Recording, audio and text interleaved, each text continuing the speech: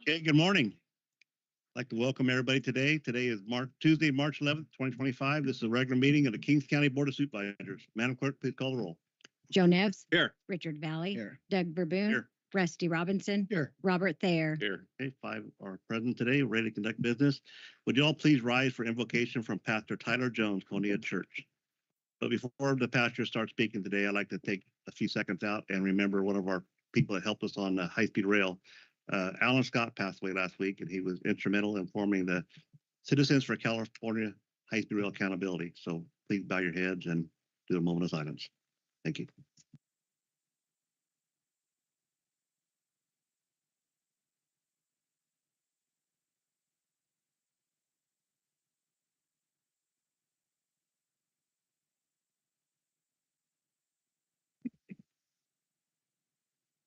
Father, we just thank you for this board. We thank you for everyone in attendance. And I just pray for peace over their minds and hearts today as they discuss what's on the agenda this morning. And we just thank you and we honor you, Lord. In Jesus' name, amen. I'll follow me in the salute to our nation's flag. Ready? Salute. To the flag of the United States of America and to the republic for which it stands, one nation, under God, indivisible, with liberty and justice for all. Very good. Okay, we're all here today to honor our women in history, and we thank you for coming. Once I get my computer working. And at this time, I'm going to turn the presentation over to administration, and we have Giselle Boyd. Good morning, Giselle. Morning, Mr. Chairman, members of the board, Giselle Coit, Administrative Analyst, Kings County Administration. Before your board this morning is a request to adopt a resolution recognizing March 2025 as Women's History Month in Kings County. March is widely recognized as Women's History Month, a time to celebrate and acknowledge the profound contributions that women have made throughout history. This observance began in 1980 when President Jimmy Carter declared National Women's History Week, and later expanded by Congress in 1987 to a full month. Women's History Month provides an opportunity to honor the accomplishments of women in every area of life, from government and politics to education and public service. It serves not only to highlight the historical achievements of women, but also to expand the narrative of history by ensuring that their contributions are properly acknowledged and celebrated. This year, Kings County will honor Women's History Month by recognizing women leaders within our community who have made significant contributions to public service and government. The nominees for the recognition were chosen from each district in the county. Each honoree has demonstrated leadership, resilience, and a commitment to making a difference. The women nominated for the recognition are as followed. Marissa Trejo, nominated by Supervisor Joe Nevs, representing District 1. Sheila Verdugo, nominated by Supervisor Richard Valley, representing District 2. Calvi Clement, nominated by Supervisor Doug Verboon, representing District 3. Jeanette Tackett, nominated by Supervisor Rusty Robinson, representing District 4. And Crystal Thomas, nominated by Supervisor Robert Thayer, representing District 5. And Maggie Ochoa, nominated by the County Administrative Officer, Carrie Martinez. Each of these women have demonstrated exceptional leadership and commitment to the betterment of Kings County, making a lasting impact on the community. Their work and dedication highlight the essential role that women play in shaping our present and future, highlighting the importance of honoring women's contributions at all levels of public service. Adopting the resolution to recognize March 2025 as Women's History Month in Kings County provides an opportunity to honor these exceptional individuals. It's a moment to reflect on the progress made and the continued work required to ensure that women's history is properly recognized and celebrated, both locally and nationally. With that, we can turn our attention to the PowerPoint highlighting our nominees. The District 1 nominee is Marissa Trejo. We welcome you into the well at this time with Supervisor Nevs. Marissa Trejo is a lifelong and fourth-generation resident of the city of Lemoore. She's the daughter of Debbie Silva Murrow, the granddaughter of Doris Avila and Norman Silva, and the great-granddaughter of Louise Mendez and Cole Johnson. She was raised in Lemoore alongside her two brothers, James and Kyle Murrow. Growing up in the Lemoore school system, Marissa attended Mary Immaculate Queen School, Meadow Lane Elementary School, and Liberty Middle School, and Lemoore High School, graduating with the class of 2000. She then went on to earn an associate's degree of arts in liberal arts from Lemoore College, formerly West Hills College, Lemoore, followed by a Bachelor's of Arts degree in Organizational Leadership, a Master of Science degree in Human Resources, and a graduate level certificate in Public and Nonprofit Leadership from Chapman University. Marissa began her career in local government, working for Kings County in 2004 as an employment and training worker. In 2006, she became a human resources analyst for the city of Kalinga, and then promoted into the positions of human resources manager, human resources director, and city manager. In 2024, Marissa accepted the position of city manager with the city of Lemoore, her hometown, where she's always resided, alongside her husband Carlos, where they have raised their children, Aubriana, Eliana, Jalen, Isaiah, and Christian.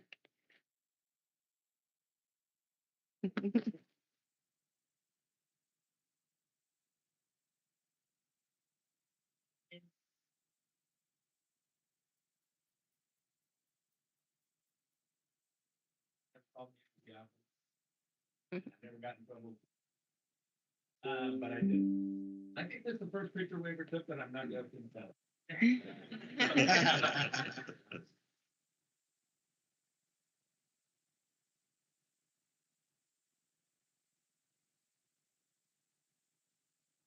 Next slide, please.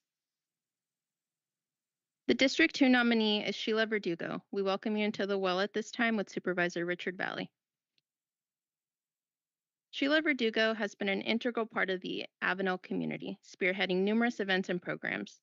Some of her standout events include the Valentine's Dinner and a Movie, Easter Extravaganza, Independence Day fireworks, A Promise Made to Her Late Mother, Safe and Sane Halloween, and Trunk or Treat. She also initiated events like Dia de los Muertos Downtown Celebration, Pictures with Santa, Holiday Magic During Christmas, and Movies in the Park, which began with projections on a school district food delivery truck before expanding to a large blow-up screen. Sheila's commitments to the community are reflected in her developmental programs like the Tween Center, drama and dance classes, and the Miss Teen and Little Miss/Mr. pageants. Her efforts extended to collaborational events such as the annual Old Timers Day, Pistachio Festival, back to school events, and the Community Suicide Prevention and Awareness Walk. Beyond her professional contributions, Sheila is involved in many other programs, including Youth Cheer, the Star Dance program, and church events. She's a devoted mother of 2 children, Jonathan and Kristen Verdugo, grandmother to 8, and is married to her high school sweetheart, Councilman Ricardo Verdugo, for 34 years. Sheila has been a resident of Avenel for 48 years, leaving an undeniable legacy in the community. Thank you, Sheila.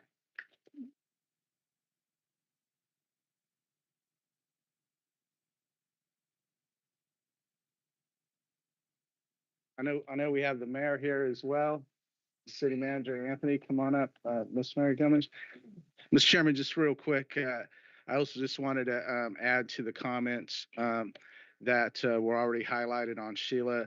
I'm pretty sure pretty much everyone in this chamber knows, or anyone who's passed through Avenel or had to do business in Avenel is familiar with Sheila. I know she's one of the first people 18 years ago I was directed to try to get to learn and get involved with the city of Avenel. She's prior to her 22 years of service in Avenel City Hall, she served 15 years as an employee of the school district as well. She has a love and respect of her community of Avenel and her colleagues in City Hall. One quick story, probably the first week I was in office, I sat down at my desk. I opened up the computer. I had an email from Sheila Verdugo, Avenel. I opened it. Okay, put it on my to-do list. I need to follow up, get back with Sheila. And so I deleted the email. Within probably 30 seconds, my desk phone rang. And it was Sheila. And she said, that's what it's going to be. You're going to just delete emails from Avenel.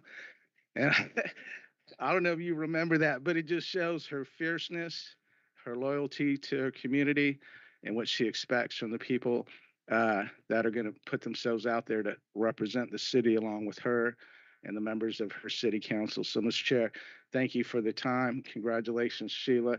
And Mr. Chair, if you permit, there's a couple other folks I would like to say a couple words. Thank you, Mr. Chairman.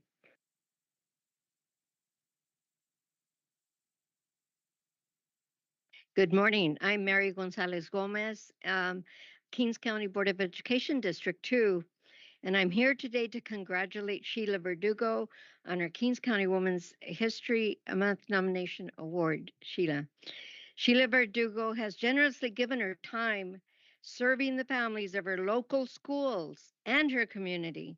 Sheila is there during numerous school and community activities and events to assist and show her support. Sheila Verdugo has devoted countless charitable hours in volunteerism to the families of Avenel. She's a positive role model to other women and a trusted leader in her community.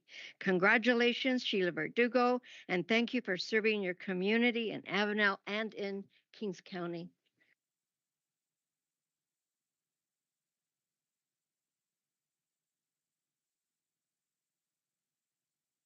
Good morning, Honorable Chair, Supervisors. My name is Anthony Lopez. I work for the City of Avenal, and for the past 8 years of Sheila's 22 years, I've had the great pleasure working alongside her. I started off as the associate planner, but was quickly roped into a lot of different events and ideas that Sheila would have. I remember my first week starting, we had an event, I think about mental health, or it was some sort of survey, and we sat outside the rec center, and we were just kind of sitting around, just waiting to close everything up. And she just looks at me and says, "Well, so what's your vision? What's your idea for Avenal?" I'm just the planner at this point. I had no authority on anything, but I always was drawn to Sheila's energy, to wanting to do more for the community, all the different events, all the extra time she puts into things. Now, as city manager, I get to see it firsthand, and I know I could always depend on her to kind of take things and just run with it. She run with it pretty far sometimes, but she always does it for the benefit of the community because she does it what we like to say in Avalon. She does it with heart. The former city manager recognized that.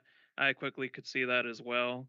And it's been a great pleasure working alongside her. Really proud of everything she has accomplished and all the ideas that she tries to bring in. And sometimes it takes a little extra energy, a little extra commitment to make things happen, especially when you know you don't always get all the volunteers, you may not get all the help you want.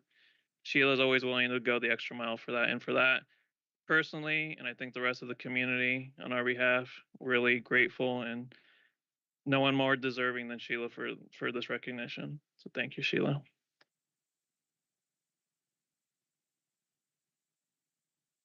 I just want to say thank you to Richard for nominating me.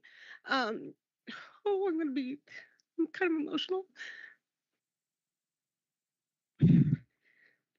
So, you spend your life, right, giving yourself and giving the service to people. And sometimes it's a thankless job, right? Like you just don't feel like you're making an impact, or you don't feel like you're making a difference. And today is one of those days that you go, wow, okay, I did something good, right?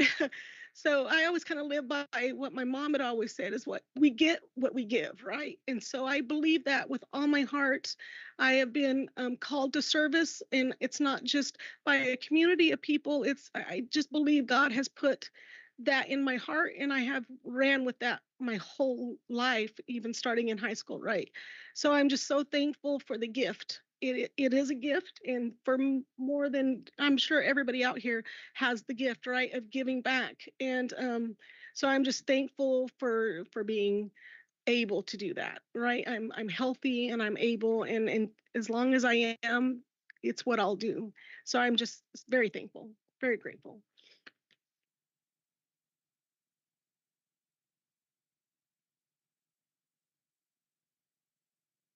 Good morning. I just want to take the opportunity to congratulate all the winners on all the 5 districts, Woman of the Year.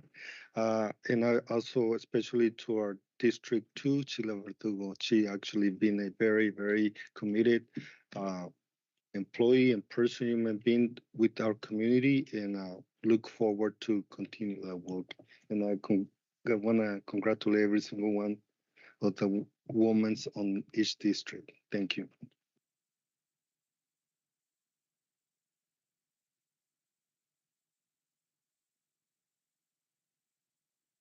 Next slide, please. District 3 nominee is Calvi Clement. We welcome you into the well at this time with Supervisor Doug Verboon.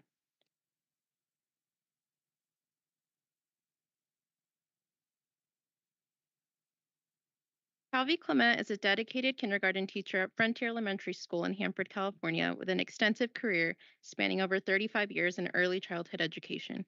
Born and raised in the Pioneer School District community, she has had the great honor of teaching the children of many of her classmates. She holds multiple credentials, including a BS in Child Development and a variety of specialized certifications such as SDAIE, CCLAD, and Orton Gillingham Literacy Trainer certification. In addition to her classroom experience, Calvi has been an instructor's assistant at Fresno Pacific University and has led numerous professional development sessions, including for the California Kindergarten Conference and the Southern California Kindergarten Conference. She has received multiple honors, including the Kings Tulare County Classroom Music Educator of the Year Award in 2007 and the American Literacy Corporation Award for the Excellence in Literacy in 2005, and nominations for the Disney's American Teacher Awards. Calvi's leadership roles at both Frontier Elementary and Pioneer School highlight her commitment to educational excellence, including serving as a representative and chairperson for various committees. In her spare time, she travels throughout the country conducting workshops for teachers, sharing her love of teaching, and her involvement in curriculum development and community outreach further underscores her passion for shaping young minds and improving educational practices. Thank you, Calvi. Can you guys really pay attention?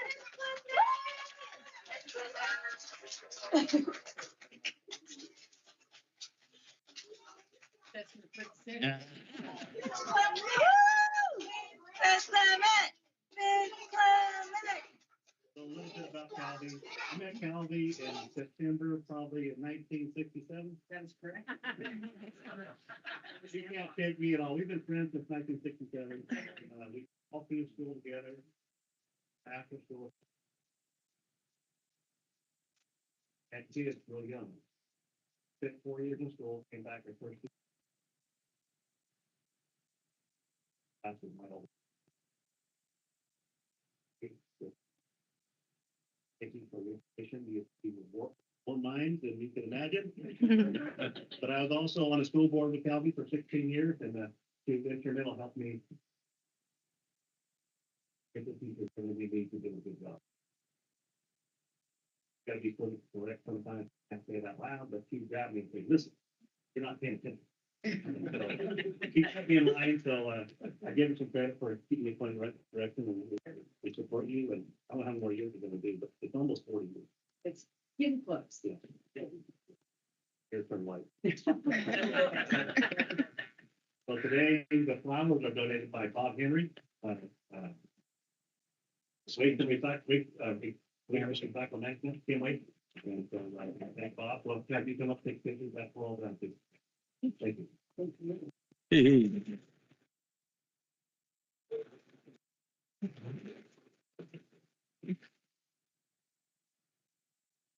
Next slide, please. The District 4 nominee is Jeanette Tackett. At this time, we invite you into the well with Supervisor Rusty Robinson. Jeanette Tackett's journey from humble beginnings to becoming a prominent community leader is a testament to her dedication, resilience, and commitment to service. 2 decades ago, she founded her first marketing company in a small 10 by 20 foot shed, which has since grown into the successful J.H. Tackett Marketing, now operating from an 11,000 square foot facility in Hanford, California. As president and CEO of J.H. Tackett Incorporated and managing partner at J.H. Tackett Marketing, she oversees branding, printing, and marketing for numerous projects, ensuring the highest standards of quality. Outside of her business success, Jeanette has been a dedicated advocate for local economic development. She served 20 years on the Economic Development Corporation's executive board, making history as the first female chair for 2 terms.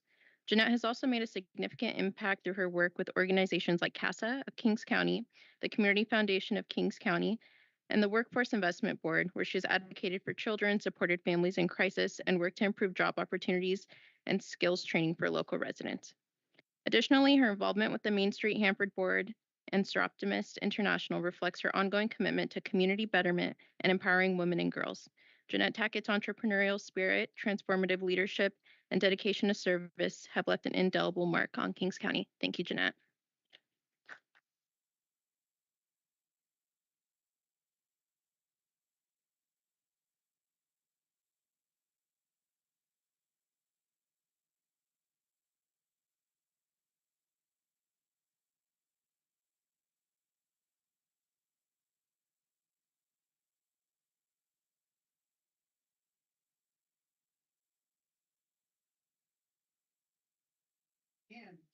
she offers up a pretty neat Independence Day party. So if you're around during 4th of July, come by. So thank you, Jeanette.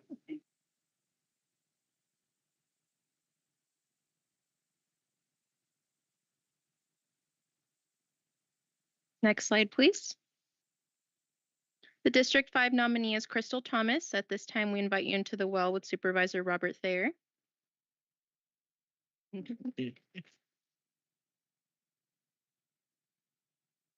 Crystal Thomas began her career with the Kings County Sheriff's Office on February 14, 1994, when she was hired as a correctional officer. Throughout her tenure, she has advanced through every rank within the Detentions Division, and in September of 2022, she had the honor of being appointed as the first female Assistant Sheriff STC. In her role as an Assistant Sheriff, she oversees the entire Detentions Division, including nearly 200 staff members, both sworn and non-sworn. Crystal's leadership encompasses numerous critical units, including booking, housing, kitchen services, investigations, canine, court and statewide transportation classifications, programs, training, quality assurance, and administration. Outside of her professional accomplishments, she is blessed to be married to her wonderful husband, Andrew, as an incredibly proud mother of 4 adult children, Devlin, Julius, Lorraine, and Ryan. She also has the joy of being a grandmother to 3 amazing grandsons, Aiden, Paul, and Gabriel, bringing her immeasurable happiness. Above all, Crystal is a proud daughter to her mother, Adria, whose love and support she treasures beyond words. Thank you, Crystal.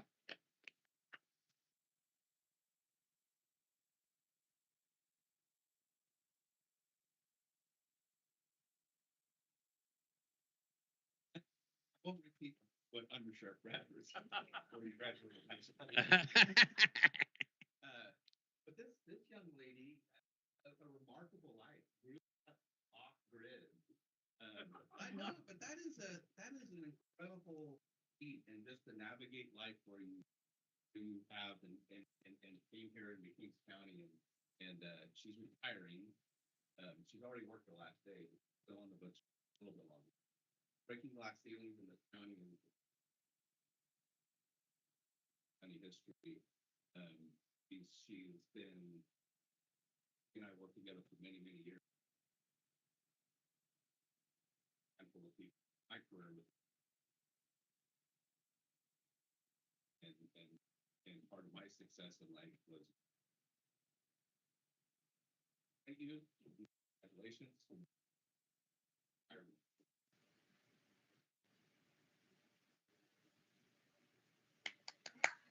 Yay, Crystal.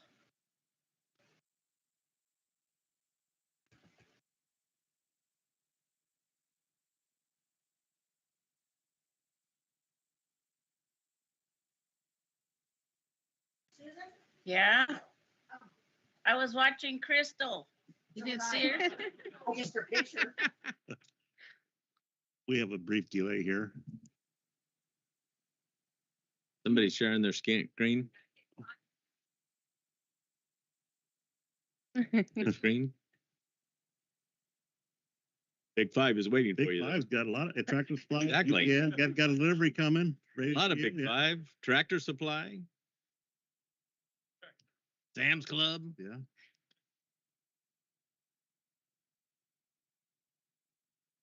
It's on Yahoo. She's got the Yahoo.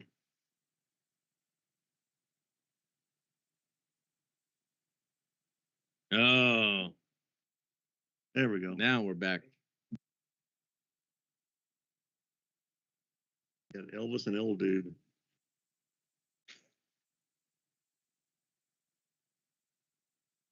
Meanwhile, back at the meeting. Michael? Okay.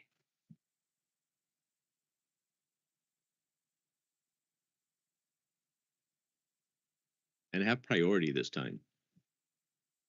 There you go. There we go. So now we're back on. The County Administrator Officer nominee is Maggie Ochoa. At this time, we invite you into the well.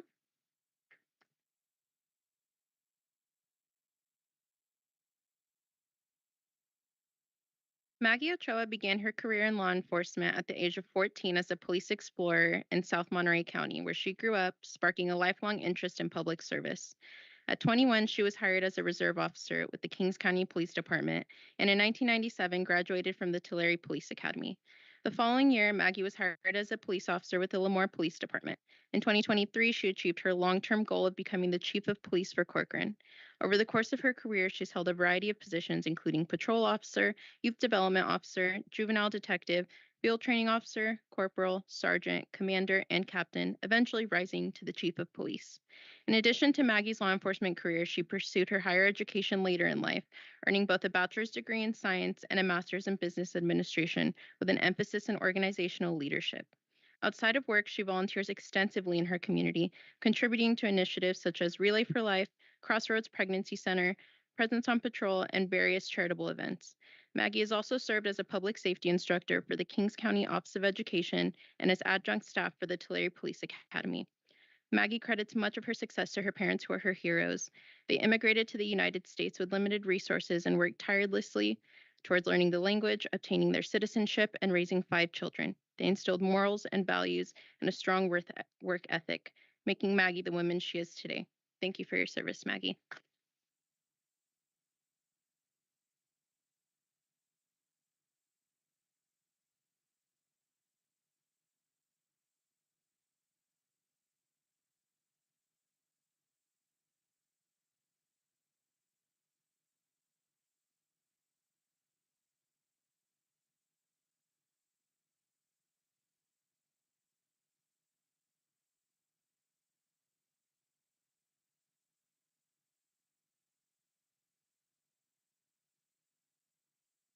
If we can have all the nominees and the supervisors back into the well, please. And Mr. Henry as well, too, Yeah, please. Mr. Henry. Bob? I see you shaking your head no. So I'd like to take a moment to recognize and thank Bob Henry with Waste Management at the Kettleman Hills facility for the coordination and donation of flowers for all of our local women leaders in Kings County.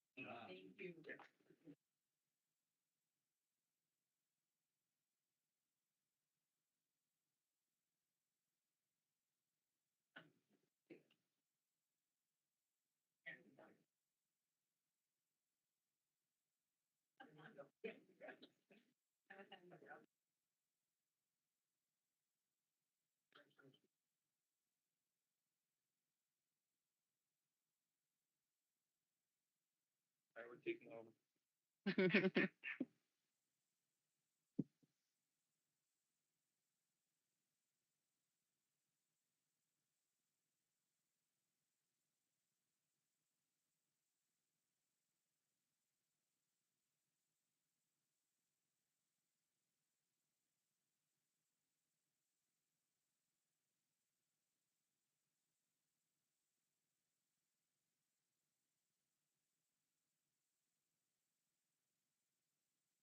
At this time, we respectfully request that your board adopt a resolution recognizing March 2025 as Women's History Month in Kings County. Thank you.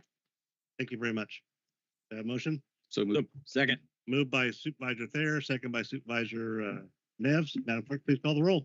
Joe Nevs, Yes. Richard Valley, Aye. Doug Verboon, Yes. Rusty Robinson, Yes. Robert Thayer. Yes. 5 in favor. Thank you very much. We'll move on now to item number 3, unscheduled appearances. This is an opportunity for members of the public to address the board on any items of interest within the subject matter jurisdiction of the board that are already on the agenda. The board will not answer questions impromptu, and concerns or complaints will be referred to the appropriate staff. For each item which are on the agenda. Members of the public will be provided with opportunity to address the board on each item brought up for discussion. Speakers are limited to only 2 minutes. Thank you. Do we have anybody online? I have no one online. We have no written correspondence. No written? Do we have anybody in the audience? Seeing none, we'll move on to item 4, approval of minutes. Report out of closed session from regular meeting February 25th, 2025. There was Excuse nothing me, to board. report, Mr. Chair. Thank you. Item B, approval of minutes from regular meeting Someone with their hand. February 25th, 2025. Moved by Supervisor Robinson, Second. second by Supervisor Thayer. Madam Clerk, please call the roll. Joe Nevs. Yes. Richard Valley. Aye. Doug Verboon. Yes. Rusty Robinson. Yes. Robert Thayer. I see someone has their hand raised. It looks like it's Claire Fidiassi. We have Clara Fitzgiachi. You have your hand raised. I do. I wanted to make public comment, but nobody noticed my hand. Can I do that now? Yes, you can. Go ahead. Thank you so much. Good morning, board. I urge you to reconsider any policy that seeks to fine individuals simply for being unhoused. Addressing homelessness through punitive measures is not only ineffective, but it also fails to recognize the deep, multifaceted trauma that those experiencing homelessness endure. Homelessness is not a crime.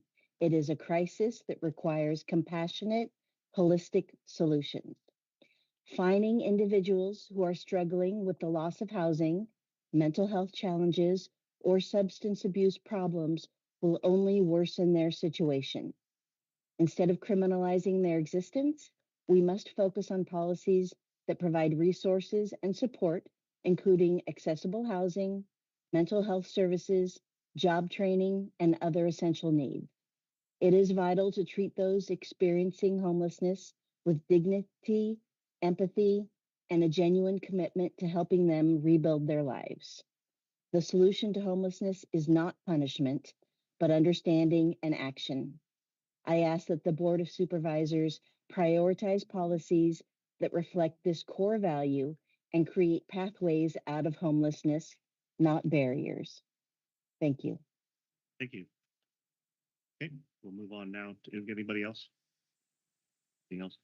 Okay, we'll move on now to item 5, consent counter. All items listed on consent counter are to be considered as routine and will be enacted by one motion. If a board member has a question or requests additional information or wishes to comment on an item, the vote should not be taken up until after questions have been addressed or comments made. And the public has an opportunity to comment on the consent counter as well. Do we have any comments? So moved, Mr. Chair. Moved by Supervisor Neves, second by Supervisor Robinson. Madam Clerk, please call the roll.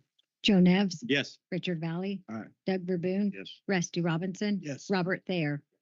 Okay, 5 in favor. The item passes. Move on now to regular calendar. We have Community Development Agency. We have Chuck Kinney. Morning, Chuck. Morning, Mr. Chairman, members of the board. Chuck Kinney, Community Development Agency. Come before you today because the Community Development Agency is requesting the addition of one code compliance specialist position to be added to budget unit 279000 specifically to monitor dairies in compliance with the Kings County Dairy Element Monitoring Program. Okay, Be any happy to questions answer from the any board? questions. So moved, Chair. Moved by Supervisor Neves, second by Supervisor Robinson. Madam Clerk, please call the roll. Joe Nevs. Yes. Richard Valley. Aye. Doug Verboon. Yes. Rusty Robinson. Yes. Robert Thayer. Yes. Okay, thank you very much. Item passes. We'll go to item. Oh, do we have any comments from the public? Seeing none, item passes. Thank you for a reminder. We'll go now to District Attorney's Office, Sarah Hacker. Morning, Sarah. Doing board. Happy International Women's Day. Yes. Nobody's wearing pink. You didn't get the memo. I didn't know that was the official color. I come to you because last month we had an initial proposal for a letter asking the board to make a stance and communicate with the city of Hanford regarding the gang efforts in this county. And during that discussion, the board had expressed that it wanted some revisions to the letter, and not just to target that letter towards one particular jurisdiction, but to encompass all of the jurisdiction in hopes that all of our municipalities within the county will commit to a coordinated gang effort. So today's board agenda item speaks to those revisions, as well as encompasses a more cooperative tone. And what I'm hoping for is that the board approves this letter as it has been drafted, and that we all come together and stand strong and together in gang interdiction as well as prosecution in this county. Thank you. Any questions from the board? Chair, comment? Yes, good. One, Mr. Chairman, I want to thank District Attorney Sarah Hacker for bringing the issue to the attention of the Board of Supervisors. The letter, the revision of the letter is very good, and more importantly, I think mission accomplished with the discussion that we had here. Probably about an hour's worth of conversations, and the right people that were at the podium, and the Hanford Police Chief here, and the sheriff's comments, yours comments. Again, thank you. This is very important, and I believe the letter is going to accomplish exactly what you were hoping to from the outgo. And I support this letter with the motion or second, Mr. Chair. Okay. Any other questions, comments? It's a good tone, and I support it as well. Thank you. Thank you. Any questions from the audience? Seeing none, we have a motion from Supervisor Valley. Second by Supervisor Thayer. Madam Clerk, please call the roll. Joe Nevs. Yes. Richard Valley. Aye. Doug Verboon. Rusty Robinson. Yes. Robert Thayer. Yes. Okay, 5 in favor. It passes. Thank you very much. Thank you for very bringing it to our much. attention, and hope I- it works out. And I appreciate this board's continued commitment to ensuring that our county is safe. You guys have always stepped up and done what was necessary, and you've done it with a good heart. And I can't imagine a better outcome. Thank you. Mr. Chairman, could I just add, Madam DA, the day that we had the conversation in here, that evening, Chief Ochoa was in here. She can tell you that evening we had 18 shots fired 2 doors down from my home, 9 o'clock at night, right in the alley.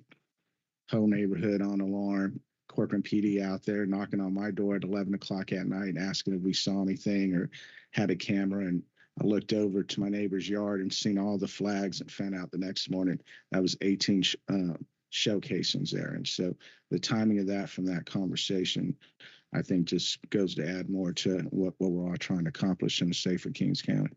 Absolutely. Thanks. Good, thank you. Move on now to item C, Information Technology Department. We have Mr. John Devlin. Good morning, John.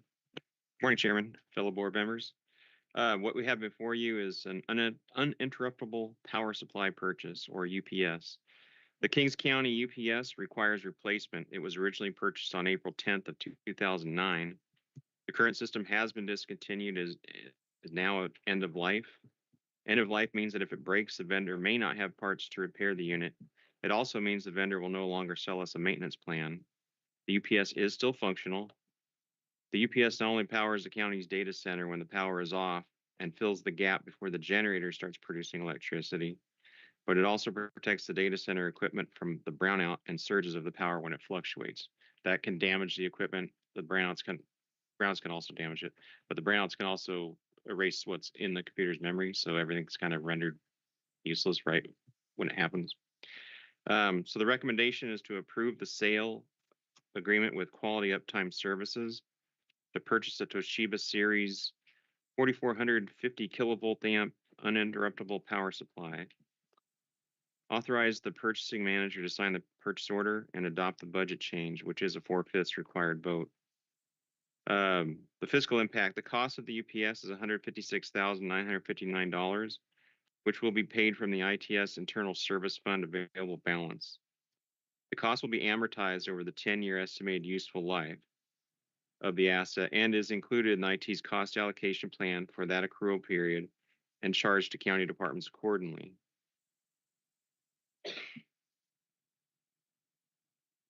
I'm here for any questions. Thank you. Any questions from the board? So move, Mr. Chair. Moved by Supervisor Neves, Second. second by Supervisor Thayer. Any questions from the audience? And Mr. Chair, I'm sorry, one quick question. If the board is gonna pay this up front, the $156,000, how do we still have to charge it to the departments? Is it just based on just the standard way we do business at the county? What I could answer that. What IT is run as what's called an internal service fund. So it's sort of like we're leasing it from ourselves. There was some sort of seed money given to IT many moons ago.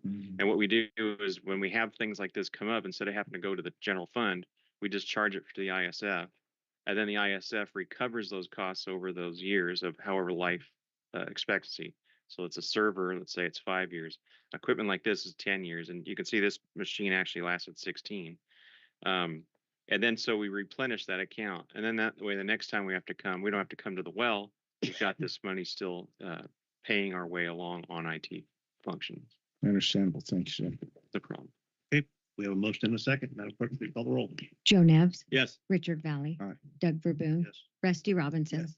Robert Thayer. Yes. Okay, thank you, John. Thank you. Now we're going to item D, administration, and I think we have Giselle Goit on the first item. Good morning.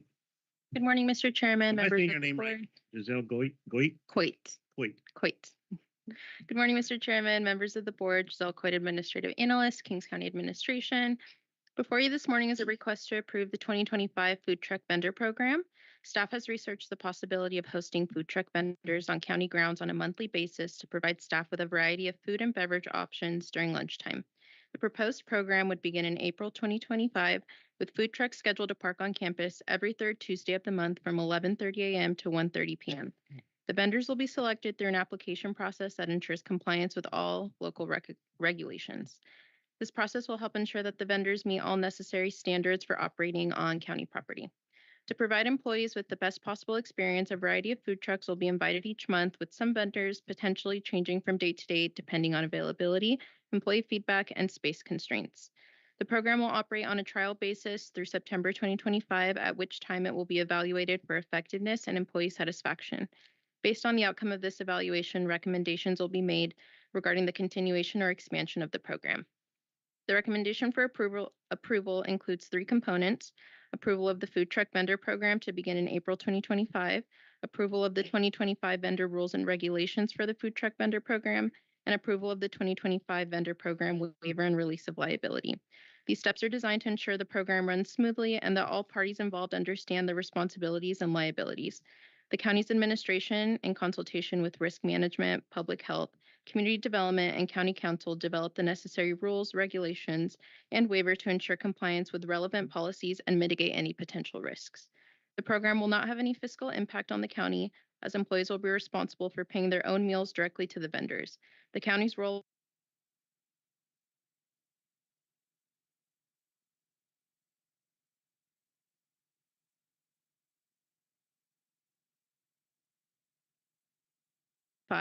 through the county's social media channels and website. The application process will be available online and can also be accessed at the administration office in Building 1. The program aims to enhance employee engagement by offering convenient, diverse food options directly on campus, contributing to a positive workplace environment. At this time, we respectively ask your board to approve the food truck vendor program effective April 2025, approve the 2025 food vendor rules and regulations for the food truck vendor program, and approve the 2025 vendor program waiver and release of liability for the food truck vendor program. This concludes my presentation. I'm available to answer any questions you may have, and we do have some food vendors that we invited to the meeting to speak about their interest in joining the county's food vendor program. Thank you. Thank you. Have samples? You got Unfortunately, no, I did not today. Some of my items do require up to 6 days to prepare, so do apologize. First and foremost, thank you for allowing me time to speak. My name is Andre Elizondo. I am the owner operator of Eldest Mobile Bistro. The food I serve is a French component in nature geared for a local customer. Sorry. I am traditionally French trained. I cut my teeth at the age of 19 in a restaurant. I've been working in restaurants since I was 15, so better part of 25 years this year. Again, classically French trained. I spent a year in Seattle, at the time, 17 years running best French restaurant in the Puget Sound. Um, moved back down to California. I'm a California boy, local boy. My dad actually worked in a couple buildings in this, so kind of familiar when I was pulling back up. So it was a nice full circle moment for me. But my food career, one thing that's always been consistent, no matter how far I've left Hanford, and I'm talking St. Louis, I've seen produce boxes with the area code 559, like that area. So no matter how far I've got away from Hanford in my career, I've always seen essence of Hanford across the nation. And what better place to be able to open up my place of business than where I see like some of the best produce, some of the best protein in the market comes from this county. And I want to be able to operate on the county to provide our hardworking county employees with a quality meal at an affordable price. And I think, as was spoken before me, that this is a great incentive to pick up the overall morale of our hardworking employees in the area, as well as give them an outlet to try different foods. There's a great community of food truck vendors that I've come across working at the Civic Park. I'll be there as well as the food truck takeover. So there is great programs already working with the county. And I think having that outlet here would be a great service to the county as well as local businesses be able to grow, develop, and put some more money into the county as well as get a lot of quality out of it. Thank you for your time. If any questions, be glad to honor. And again, sorry I didn't bring any samples. No, thank you very much. Thanks for coming today. Good morning. Good morning. Hello, so my name's Edgar. I'm one of the 3 owners of Gotti's Kitchen. This is Crystal, our administrator. Hope you guys are having a great Tuesday morning, by the way. So, we've been running since May of 2021. That's 4 years now. We started as a catering company, so we were focused on just pop-ups and catering all around. We actually do the Thursday night Hanford Farmers Market. We done Winter Wonderland. So it's and we've been caterings in Pismo and LA, so that's pretty cool. It's been cool to grow and all that. But food trucks and food vendors, we're just part of the community. We're the backbone of the community, I would like to say, because we like to bring people together with a good time and good food. We like to accommodate to any preferences, so that's why we're kind of excited if you guys let us on county grounds. That'd be cool. Again, food trucks, food vendors, we bring people together. So we hope that you guys pass this because we definitely are going to submit an application to be here. So I hope I see all you guys and then you guys could try our food. Okay, very good. Thank you guys. Are you going to bring popcorn? Yeah, I got you. Oh, yeah, because JoJo's the popcorn king of the San Joaquin. So, yeah, if we have popcorn to go along with that, that'd be a wonderful little healthy component to the meal. You got to support the dairy industry. Absolutely. Yes. Anybody else want to come forward? Seeing none. Pleasure. So move, Mr. Chair. I have a quick question for Giselle. So initially, how many vendors are you going to start with, and will that change based on demand? So yes, we'll have a rotating schedule. As many vendors that would apply, we would like to accommodate them so we can possibly have multiple locations that I've worked with our community development planner. So we have a few approved locations throughout the county. So as many vendors that would like to participate, we'd like to accommodate that. Mr. Chair, I'd just like to add that this is a great idea. Kudos to everyone who played a role in this. Very much look forward to it. And to anyone who's coming to serve food, just know that you got some foodies up here. You got some folks with skills. Supervisor Nez on the barbecue grill. He's untouchable. You got Soup Verboon. He's got 4 grills in his backyard. If you follow him on social media, he's dropping smash burgers. The bone-in tomahawks, and then the Italian food. Supervisor Thayer here, his palate, just know he can even differentiate from all the Italian wines. Oh. And so be ready for the pairing of that. Yes. And I would just ask that you please block out any bacon wrapped hot dog vendors. 'Cause that's going to be my game every Tuesday. I'll be out there. And I'm just playing. This is awesome. I look forward to it. Okay, we have a motion by Supervisor Neves, second by Supervisor Valley. Sure. Second by Supervisor Valley. Madam Clerk, please call the roll. Joe Nevs, Yes. Richard Valley, Aye. Doug Verboon, Rusty Robinson, Robert Thayer. Yes. Giselle, thank you very much. Yeah. Thank you. 5 in favor. Yeah. Any other? I got the notes right here. I forget. Any comments from the public before we move forward? I have a did hear comment. I did hear you call for comment before the second.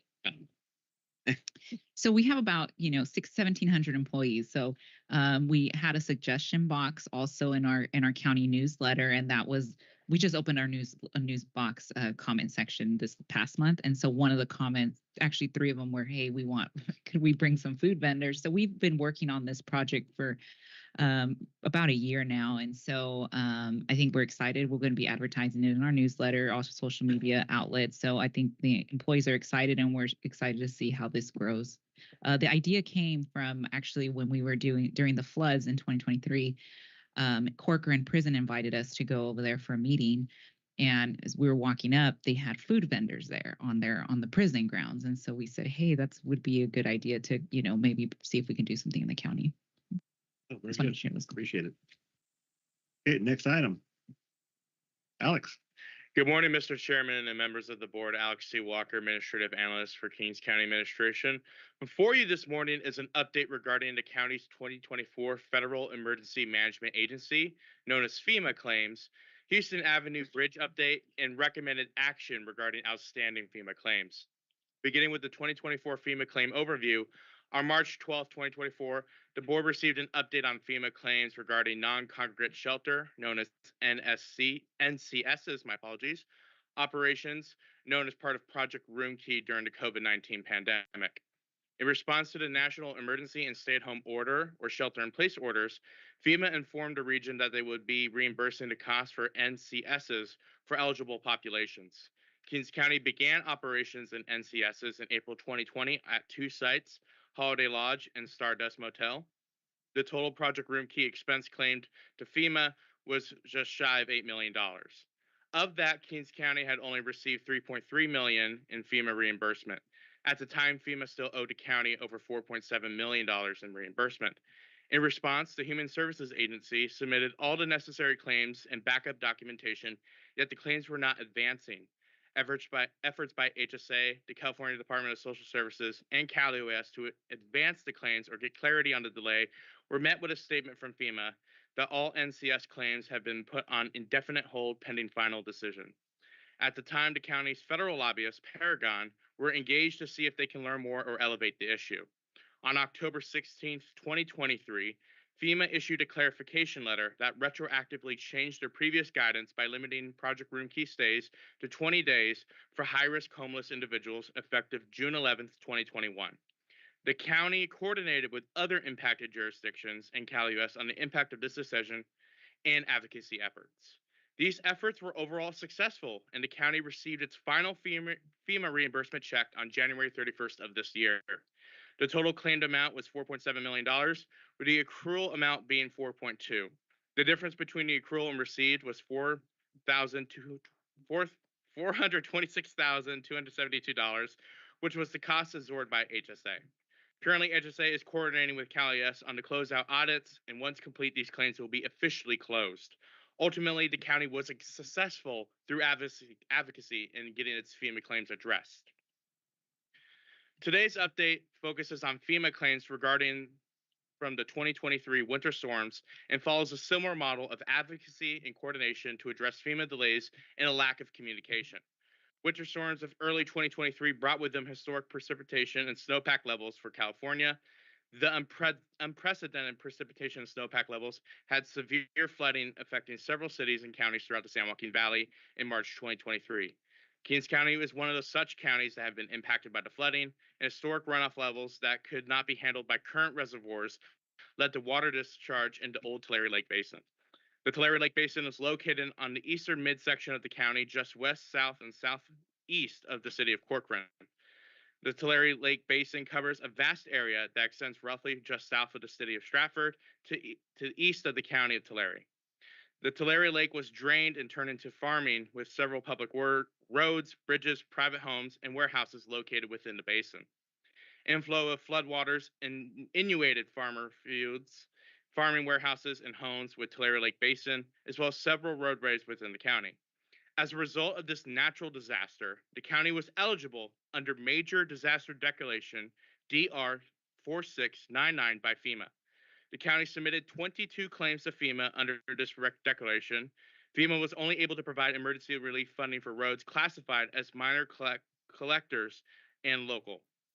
In 2023, county staff, FEMA staff, and CalUS staff conducted various site visits from August 24, 2023 to February 13, 2024 of roadway sections that were inundated or damaged as a direct result from the floods.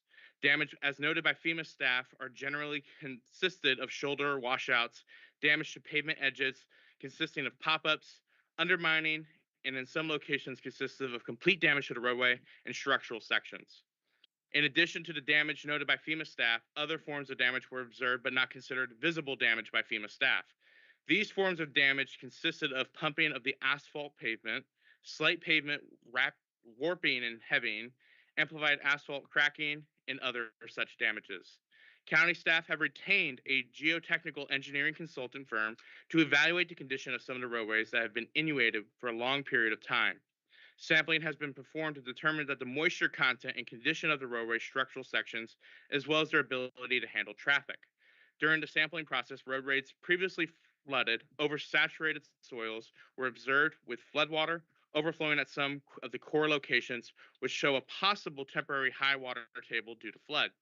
Some of these roadway sections had water receding in the earlier portion of July 2023, and oversaturated conditions were observed during the sampling operations performed in early portion of September 2023, roughly 2 months after water receded. It is the county's position that the floodwaters have impacted the roadway structural sections due to the oversaturated conditions, high moisture contents, fine mineral migration from the aggregated base section into the underlying subgrade, and swelling shrinkage effects due to the soil tape that exists in the Tulare Lake Basin. It should be noted that based on the United States Department of Agriculture Web Soil Survey, the type of soil that exists within the Tulare Lake Basin consists primarily of clay, which is susceptible to shrinkage and swelling due to variations of moisture content. The county submitted 22 FEMA claims under the major disaster across 3 categories. Category A, debris removal, with 1 claim. Category B, emergency protective measures, with 1 claim. And Category C, roads and bridges, with 20 claims. Across the 22 claims, only 5 were accepted by FEMA. 8 claims are pending environmental historic preservation review by FEMA with no action to date. 1 claim are pending Consolidated Resource Centers project development request for information review by FEMA with no action to date. And 8 claims for pending damage, description, and dimensions completion, but have since been placed in eligibility review by FEMA with no action or explanation as to why to date.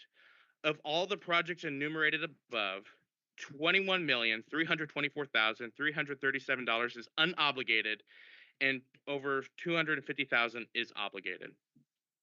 Moving now to the Houston Bridge update. This is not a FEMA claim, but rather a Federal Highway Administration claim through Caltrans's Emergency Relief Program. The roadway section of Houston Avenue is considered a federal aid route, which any road system is listed as a major collector or higher in the functional classification. Houston Avenue is from Home Garden to Tulare County line, as listed in the major collector. Currently, the project is undergoing environmental clearance. Environmental clearance begins by preparing and submitting preliminary environmental studies, known as PESs, to Caltrans for review and approval. Caltrans is the lead agency under the National Environmental Policy Act. All federally funded projects must satisfy the requirements of this act, as well as state requirements such as CEQA. The county is the lead agency under CEQA. During environmental clearance, depending on the project, additional studies are performed to get the determination. For this project, additional studies are currently being performed to concur with the Act as well as categorical exclusion. Due to this type of project, Public Works intends to file a CEQA categorical exemption. It is anticipated that the environmental clearance and approval of the NEPA CE will be received by the department by the end of April 2025. Once NEPA CE is received, Public Works will submit to Caltrans a request of authorization to commence with the right-of-way phase of the project. To be eligible for federal funding right-of-way cannot start until the NEPA CE is completed. At the same time, Public Works and its consultant will work with the final plans and specifications package for the project and make any communications necessary to coordinate with utility companies. Once the certification is received, Public Works will receive request authorization to begin construction and engineering phase of the project. Once authorization is received, Public Works will be able to advertise the project. Due to federal funds' availability nationwide, the county will have to upfront the costs necessary for construction reimbursement. The 30% construction estimate is $5.4 million, which will be refined as plans are finalized. Additionally, costs will include any right-of-way acquisitions and environmental permit fees. Amounts are currently unknown, and the consultant fee is $1.4 million. The total current project cost for the Houston Bridge is $7 million. Now discussing recommended action regarding outstanding FEMA claims. In collaboration with the County Department of Finance, Public Works, Community Development Agency, Administration, and Witt O'Brien's, a consultant firm specializing in risk management and emergency response, county staff have prepared a letter for the board's consideration. The purpose of this letter is to advocate to our lobbyists, federal delegation, and state delegation to encourage FEMA to communicate with the county on the status of its claims, as well as encourage expeditious review of the county's pending claims. Will O'Brien has assessed that the average number of days that the county's claims have been on pending status is 223 days, with some as high as 277 days. The ongoing closure of our vital roadways is significantly hindering the county's recovery efforts, further impacting residents and communities impacted by the natural disaster. It is critical that the county receive FEMA aid, as the cost for recovery is prohibitive and significantly reduces the county's capacity to respond to other local needs. Attached in the agenda packet are the draft letters and project claim list. At this time, we respectfully ask your board to authorize the chairman to sign letters to encourage Federal Emergency Management Agency relief. Staff, our lobbyists, consultants, and I are available to answer any questions you may have. Thank you. Thank you. Appreciate it. Great presentation. Any questions from the board? Any questions from the audience? Yeah. Good morning, everybody. Wendy Osikapo, Director of Human Services. I just wanted to reiterate the need for this. I'm really happy that we were successful in getting 100% of our FEMA claims. I really attribute it to two things. And one is the advocacy that was needed with both Paragon and our federal representatives. And we got joint letters, and I think there was a lot of political pressure. Even though FEMA didn't formally change course, they did change their review process, and we were successful. The other thing that we did locally, and I really want to thank and appreciate my fiscal staff who put in, I can't even tell you the hundreds and hundreds of hours they put in working on these claims. But the other component, in addition to the federal lobbying, was we had weekly meetings with FEMA, and they hated it. But we had Cal OES and FEMA on the line every week, and we forced them to go over the status of every single claim. And when they didn't have something to report back, we got it on record that they were going to do it by next week. They were going to check on the status because it's caught up in their clogged bureaucratic system typically, and they don't proactively search for things. So I'm sure those are efforts that are already happening here, but I think it was the combination of those two things that helped us with our successful reimbursement of our expenses. So I just wanted to share that. A year of work. It was years. I mean, I'm having FEMA PTSD when you're talking about how long you wait on the claims. I mean, that they just came through in the final payments just came through in January. And, this was work that we did in 2020, 21, 22. And there are still some counties that are seeking reimbursement and struggling. So and we were in DC when it hit last year. So yes, we sir. hit the ground running that one day. A lot of work. Yeah, you were part of the lobbying that was able to happen in the moment. So I appreciate that as well. Thank you. Thank you. Any questions from the audience? Think none. So moved. Moved by Supervisor Neves. Second by Supervisor Thayer. Madam Clerk, please call the roll. Joe Nevs, Yes. Richard Valley, Aye. Doug Verboon, Yes. Rusty Robinson, Yes. Robert Thayer. Yes. Okay, next item, number 3. Thank you, Mr. Chairman. In response to increased public health and safety risks, before you this morning is a draft ordinance to add Article 12 to Chapter 14 of the Kings County Code of Ordinances pertaining to the unlawful camping on public and private property and obstruction of public rights-of-way, known as the Unlawful Camping and Obstruction of Public Rights-of-Way Ordinance. The ordinance specifically calls for an abatement policy to support its enforcement, entitled the Unlawful Camping and Abatement Policy. Together, these documents serve to protect the public and private property, to protect the health, welfare, and safety of the community. In June 2024, the United States Supreme Court ruled on the City of Grants Pass v. Johnson that local government ordinances with civil and criminal penalties for camping on public land are not unconstitutional under the Eighth Amendment. Following this ruling, many counties and municipalities in the state of California are reviewing their respective ordinances to meet the needs of their communities and follow established case law. The use of public areas for camping purposes or storage of personal property interferes with the rights of others to use and access these areas in a safe, healthy, peaceable manner with the purpose for which they are intended. Except where permitted by law, unauthorized camping on private property without proper sanitary measures adversely affects private property rights as well as public health, safety, welfare of the residents of Kings County. The purpose and intent of this article, in accord with Penal Code Section 372, is to establish standards and prohibitions for behaviors related to the public camping or other offenses that are detrimental to the preservation of public and private property. In addition, this article serves to maintain publicly accessible areas in a safe and sanitary manner for peaceable use and enjoyment for the public at large, and to protect the health, safety, and welfare of the community. In 2024, California Governor Gavin Newsom signed Executive Order N-124, which required state agencies to follow the California Department of Transportation's Maintenance Policy Directive 1001-R1. It was anticipated that the state would later impose similar requirements on local jurisdictions. With that understanding, the county's draft abatement policy was specifically designed to be generally consistent with the California Department of Transportation's Maintenance Policy Directive to address encampments on public property while preserving key elements of local control. Private property is subject to the protocols established under Kings County Development Code.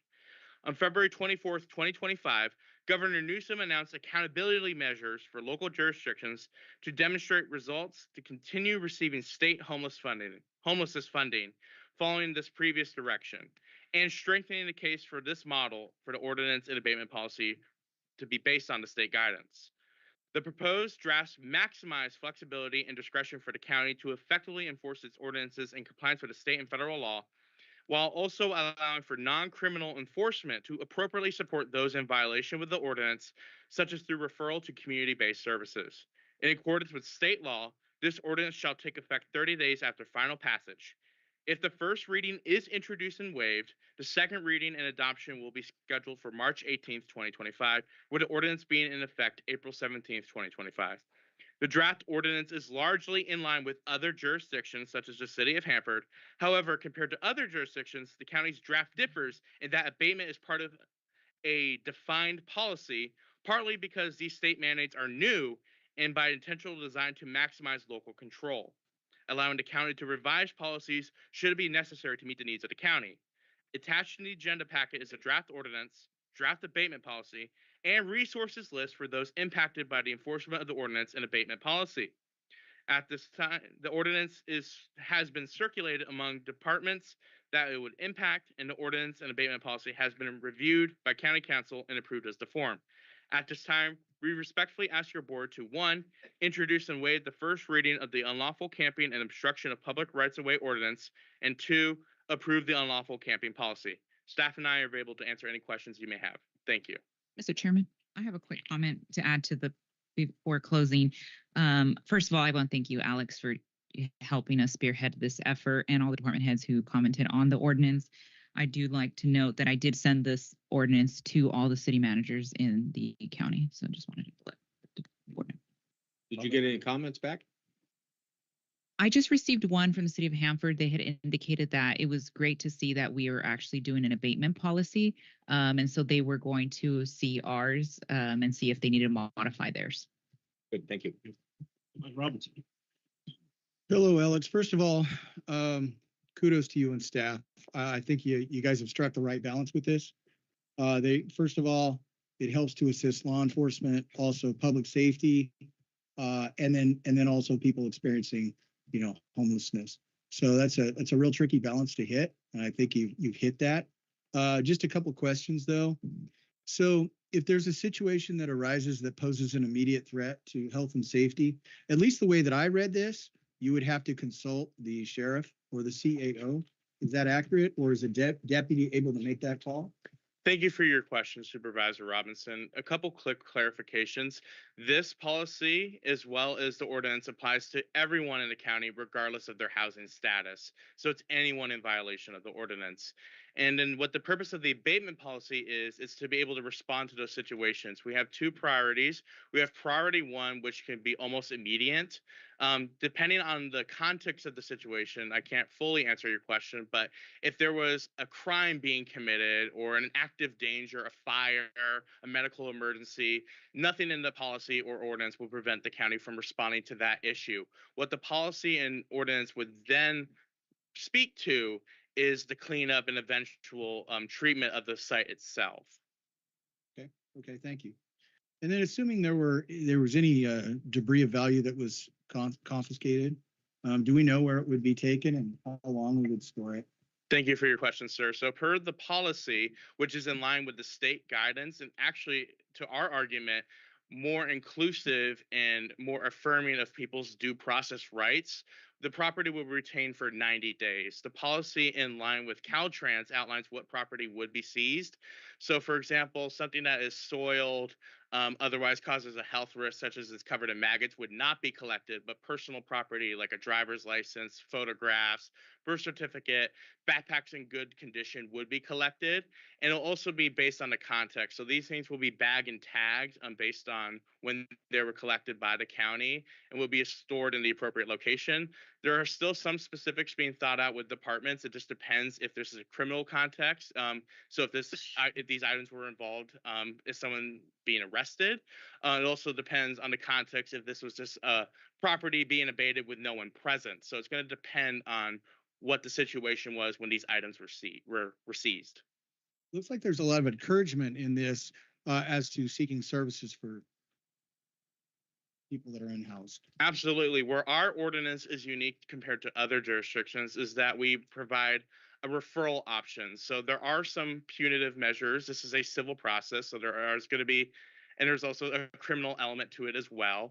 So in addition to a potential maximum sentence of 6 months and a fine, there's also the element of referral. So if people are eligible for care court, there's care court as an option. If people are eligible to some of HSA's existing services or behavioral health's existing services, that may be used by law enforcement at their discretion, as well as county partners, depending on the situation at need.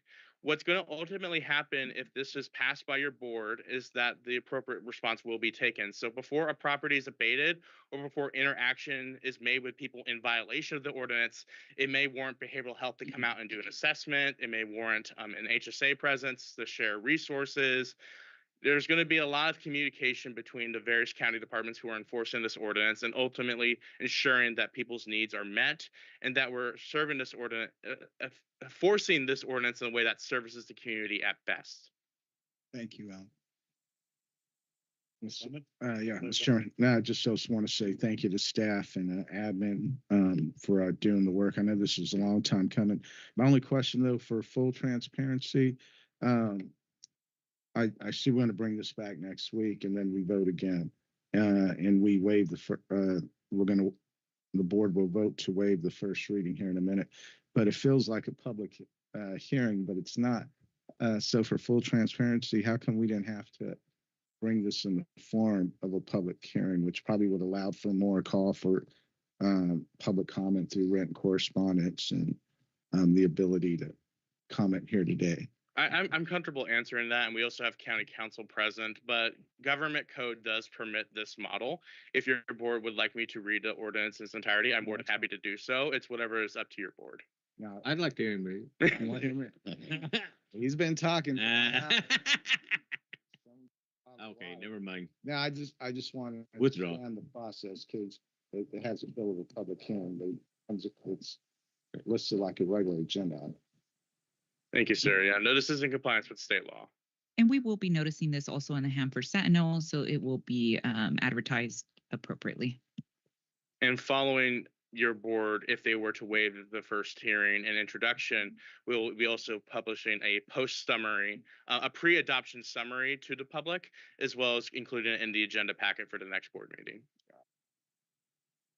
Any questions from the board? Just a comment, Mr. Chair.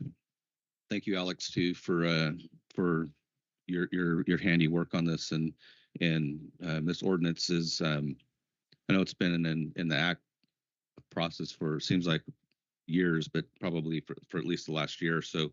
And I just want to put it onto the record too that this ordinance it's necessary and for many reasons. One, it's just one piece of 1,000-piece puzzle when it comes to helping our homeless population and rendering services. And I also think it's a good precursor to what's coming down from the state in future guidance. And it's going to be good for us to have this in our pocket to when we're out looking for programs and to help target folks into future housing. This is I guess a good segue into letting the state know that we're on the right track to participate and receive necessary funding to continue our efforts to bring affordable housing back into this county for that population. And with that, that's all I have, Mr. Chair. Any questions from the audience? Comments? The direction. We got a motion. Motion to approve. Moved by Supervisor Robinson. You want me to read it, or are you going to make him read it? You going to waive the reading, or make him read it? I'll let you. Alex presented. He's got to read it. No. I'm not going to make him read it unless you want him to. Just wave at it. All right. No, we'll waive the whole reading. Motion by Supervisor Robinson. And Second. The first reading. Yeah, second. By Supervisor Thayer. Madam Clerk, please call the roll. Joe Nevs. Yes. Richard Valley. Doug Verboon. Yes. Rusty Robinson. Yes. Robert Thayer. Yes. Good job. Thank you. You can read it later. Make a podcast. Item 4. Next, we have Matthew Boyette. Morning, Matthew. Good morning, Mr. Chairman, members of the board. Matthew Boyette, Deputy County Administrative Officer, Kings County Administration. So I'm before your board this morning for consideration of an agreement with the Tone Consulting Group for broadband consulting services. So as your board is very well aware, our county and many other counties like us have experienced lots of inequities in the broadband investment space. We've been overlooked and underserved by many of the internet service providers or ISPs in regards to broadband, partly just because of our size and exposure, right? And so this is a critical issue for us because reliable broadband connectivity is vital for thriving communities and evolving economies. And so it provides our community with access to opportunities such as various types of in-demand work, proper access to education, healthcare, telehealth, things of that nature. Also attracts job growth and business in various industry, and also improves public safety. And so broadband has become an increased priority at the federal level by way of what we're seeing now in regards to record investment in the actual building out of infrastructure and the literacy components to that. And so broadband is a highly nuanced and complex and technical industry. And so we are looking to retain the proper subject matter resources so that way we can ensure that the county is making well-informed decisions. So that way your board's priorities in broadband are well-informed and made so that way we're able to get those priorities done the best to maximize broadband access here into the community as your board sees fit. So most of the surrounding counties that we're seeing, they don't have in-house subject matter experts. Broadband, it's not housed in a particular department that does everything. A lot of them are doing what we're asking this morning, and they're contracting with consultants because it is so technical and nuanced and complex, dealing with these ISPs and dealing with large-scale infrastructure broadband grants. So many have also elected to contract out for such services. Excuse me. So another thing that's kind of exacerbating the need for this is we've got many broadband activities on the horizon and on the very near horizon. So one, as your board remembers, last year your board approved a federal earmark for a broadband project that will service the Kettleman City area. However, I do understand that AT&T was awarded a federal funding account, some FAA last mile funds for that. However, that award that they received did not fully fund what AT&T is looking to do. So there are some positive vibes as to the earmark that was requested from your board last year. So if that were to come to fruition, we would be then looking to still use it as such, obviously, and partner in any way we can with AT&T to use that to enhance their project, expand on their project, so on and so forth. So with that, there's also digital equity grants coming down the pipe. So as the federal government is investing in the hard infrastructure that actually brings the broadband to the community, they're also investing in these digital equity grants, which will provide the community with the adequate hardware to actually connect to the infrastructure, as well as provide the adequate literacy resources to actually get the communities, able to be familiar with the use of such new technologies and things of that nature. And then lastly, there's a large it's called Broadband Equity Access and Development. It's an acronym that we all refer to as BEAD, which is a grant administered through the CPUC for more hard broadband infrastructure funding. These are large-scale broadband projects, similar to what we saw in the FFA awards that AT&T and Comcast were awarded for the Kettleman City area and the Lemoore area for Comcast. So there's lots of, with all of these, broadband things coming down, unfortunately, we're working with a lot of tight deadlines too from the granting agencies. So they're not being really kind to us in that regard. So that's further, exacerbating the need for onboarding such subject matter experts in this field. So that way we can ensure that the county and, many like us are no longer left out in this space and under and underserved. So with that will conclude my presentation, and the recommendation before your board this morning is to approve the agreement with Tone Consulting Group for broadband consulting services effective March 11th, 2025 through June 30th, 2020. Excuse me, that's a typo actually, now that I look at it. I'll correct that for the record. The agreement before you is for March 11th, 2025 through June 30th, 2025. And also adopt the budget change. And we do actually have Tone Consulting Group in the audience this morning, should your board have any specific questions or comments for them. So thank you very much. Matthew, any questions or comments on the board? I have a comment. This last mile deal gets really complicated. And so I just think with all the meetings I've been in with supervisors from Fresno, supervisors from Merced and Tulare, they all seem very satisfied with this, pleased. And I think Tone is the medicine we need for this, because it's a really rough road to navigate. Thank you. Thank you. Anybody from the audience? The Tone Consulting Group, would like to add anything to it, or you're good? Okay, okay, Madam Clerk.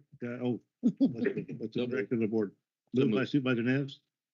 Second by Supervisor Robinson. Madam Clerk, please call the roll. Joe Nevs. Yes. Richard Valley. Aye. Doug Verboon. Yes. Rusty Robinson. Robert Thayer. Yes.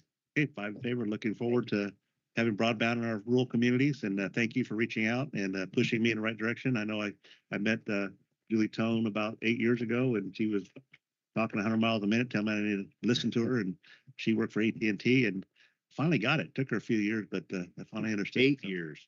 8 years. But yeah, get this under our belt and get going. So thank you. Okay, next item.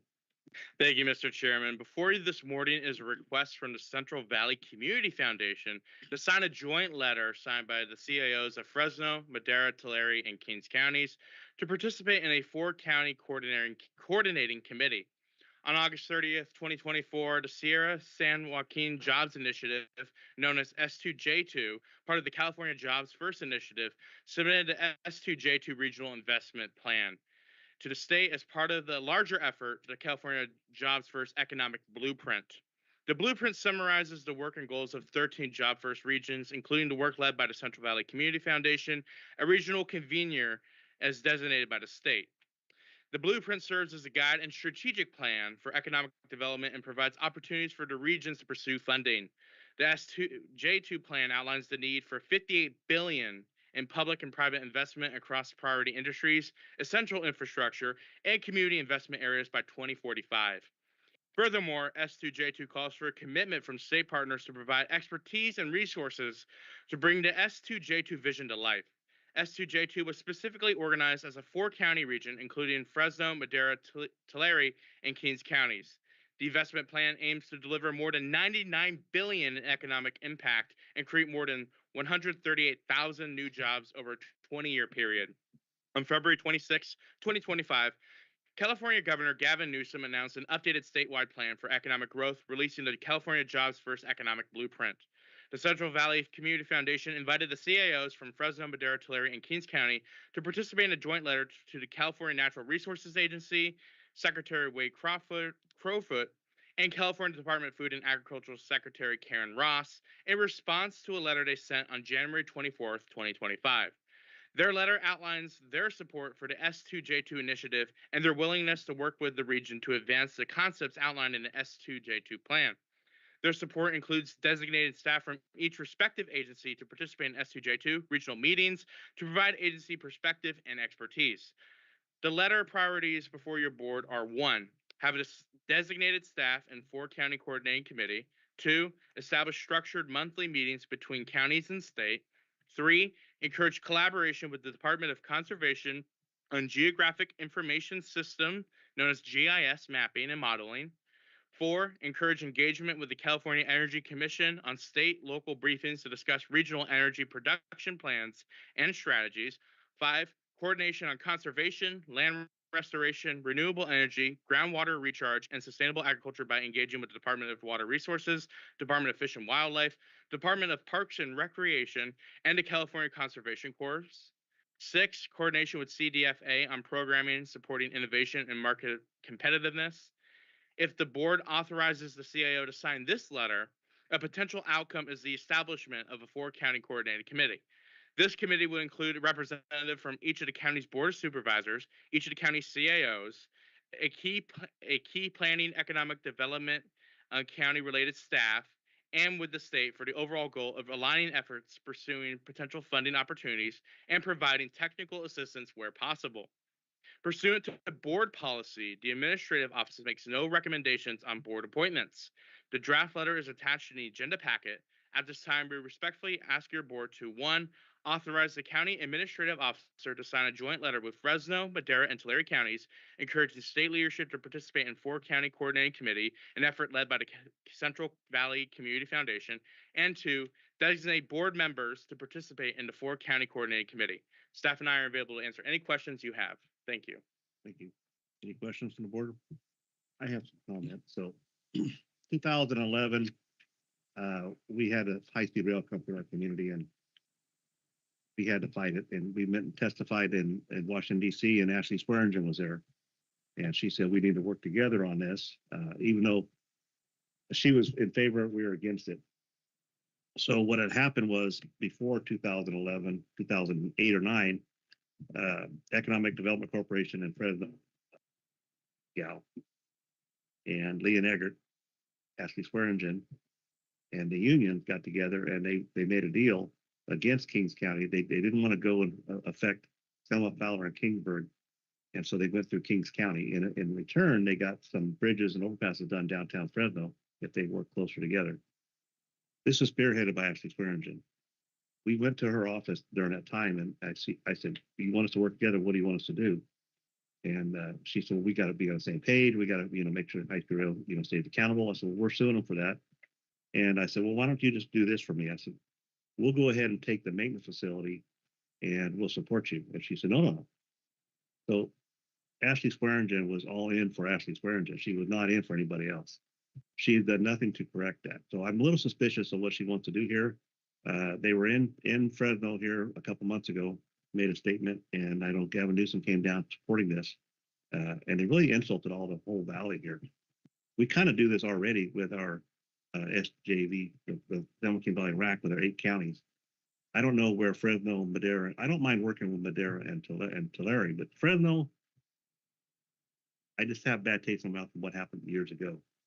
I don't know that we can benefit from this. If we can, that'd be great. I don't know if our staff has time for it.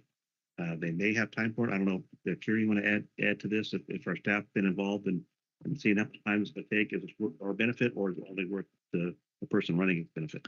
Correct. Supervisor, to address some of your comments. So all the other counties are participating. They are designating, most of them, except Fresno County and Tulare County, are taking it to the board today. That is why we wanted to bring it to your board, to understand that there is staffing requirements that would require from, Chuck Kenny's office, Julieta Martinez's office. And so we wanted your board to be okay if having this committee, because it does take time, staff, and resources, and also, the board designation. Yeah, no, and our problem could have started not because they were against us. Maybe we weren't at the table back in 2008. So that's why we missed out on the opportunity to keep it pushed on Highway 99 for high-speed rail. I just know that my working with Georgina White and Ashley Virgin, it's like, you only thinking about yourself here. Now you work together as a team. And so I just have just concerns. Mm-hmm. So if we have a board member that like to do it, or a staff that like to do it, I'm fine with that. I just want to make sure to be aware that they don't just trample us in the meantime. And that has happened before. The sentiments from the other counties are that they would like to be participating, because if we are not participating at the table, then we are left out. Right. And here we are able to navigate through this together. And if not, we would be left out. Let's understand the history. Taking advantage of it before. I echo that. If you're not at the table, then you're on the menu. And that's probably what happened years earlier, going off your experience with Ms. Swearingen. I listened to the press conference the day they rolled this out, and Ms. Swearingen was with the governor, and they talked about this huge pile of books that was the prop of the press conference, and this big plan that was going to benefit everybody. But yes, I think we should be there to learn more and to participate. And if there isn't any other board member that would be interested, we're not going to appoint today, right? Because we're going to give time. There's no applications here. There's no supervisor names. So, but just to put on the table, I'd be more than happy to take on this role and put some time to attend these meetings and see what's going on. We can have one board member or two. Two things to that. So we do need to have someone designated today. This is moving very quickly. There is actually tomorrow would require a pre-meeting tomorrow, and then on actual Friday there is a meeting with Secretary Wade Crawford and Secretary Karen Ross. So they would like us to have to be there. So it is moving very quickly. So if we would appoint a board member today. We have any other board members that like, I think Supervisor Thayer might be interested as well. Yeah, I'm interested, Mr. Chair. If take it on, sir. I'd be very supportive. I don't like to work on Fridays either. Put that in the memo. It's a very fast moving thing. Like I said, most counties are putting it on their agenda today, to see if the board supports this effort. How's staff ready to work on it as well? So I did talk to Chuck last week and indicated that there is some, work associated. I think they want collaboration. They want to be in monthly meetings. They will be asking for some GIS items. And so again, you got time for that? No. They want to use our tools to get information to use against us at a later date, so we're not in business. That's how I see it. That's just being pessimistic. But I don't trust the people that are starting this. And I will tell her to her face that she should be here today if she's interested, but she's not, because she's not in it for Kings County. She's in it for Fresno. Just saying. I share some Record? concern. On. Being that roughly Kings County makes up less than 10% of the total population of the 4 counties. But to be at the table, to be at least to be able to be aware of what's possible to come, and to be able to have a say and a voice in the action, I think is probably a benefit. As far as time, I wasn't aware of the meetings coming up tomorrow and Friday, but we will make time if it is a priority of the board. The meetings I should clarify, the meetings tomorrow is for the CAOs and the board only. Okay. Yeah, they had a first meeting and it was only CAOs, no board members. I wanted to listen in and I was told not to. And that's just suspicious too. If you want to work together, then you work together. So I'm not against it. I'm just skeptical. So what's the board's pleasure? We got a volunteer, guinea pig, voluntold. Yeah, I'm happy to help with this. and we can put Valley as alternate. I'm supportive of seat there. There can do it on Mondays and Tuesdays, and Valley can do it on Fridays. You want a motion? You want a motion for this today? Yes, Mr. Chairman, it is an action item. What's the board pleasure? Moved as outlined. Moved by Supervisor Nev, second by Supervisor Valley. Madam Clerk, please call the roll. Apologize, I was trying to make notes on everything. Did you ask the public if they had any comments? For the public, like to comment? Seeing no comment, we'll go back to the. Thank you.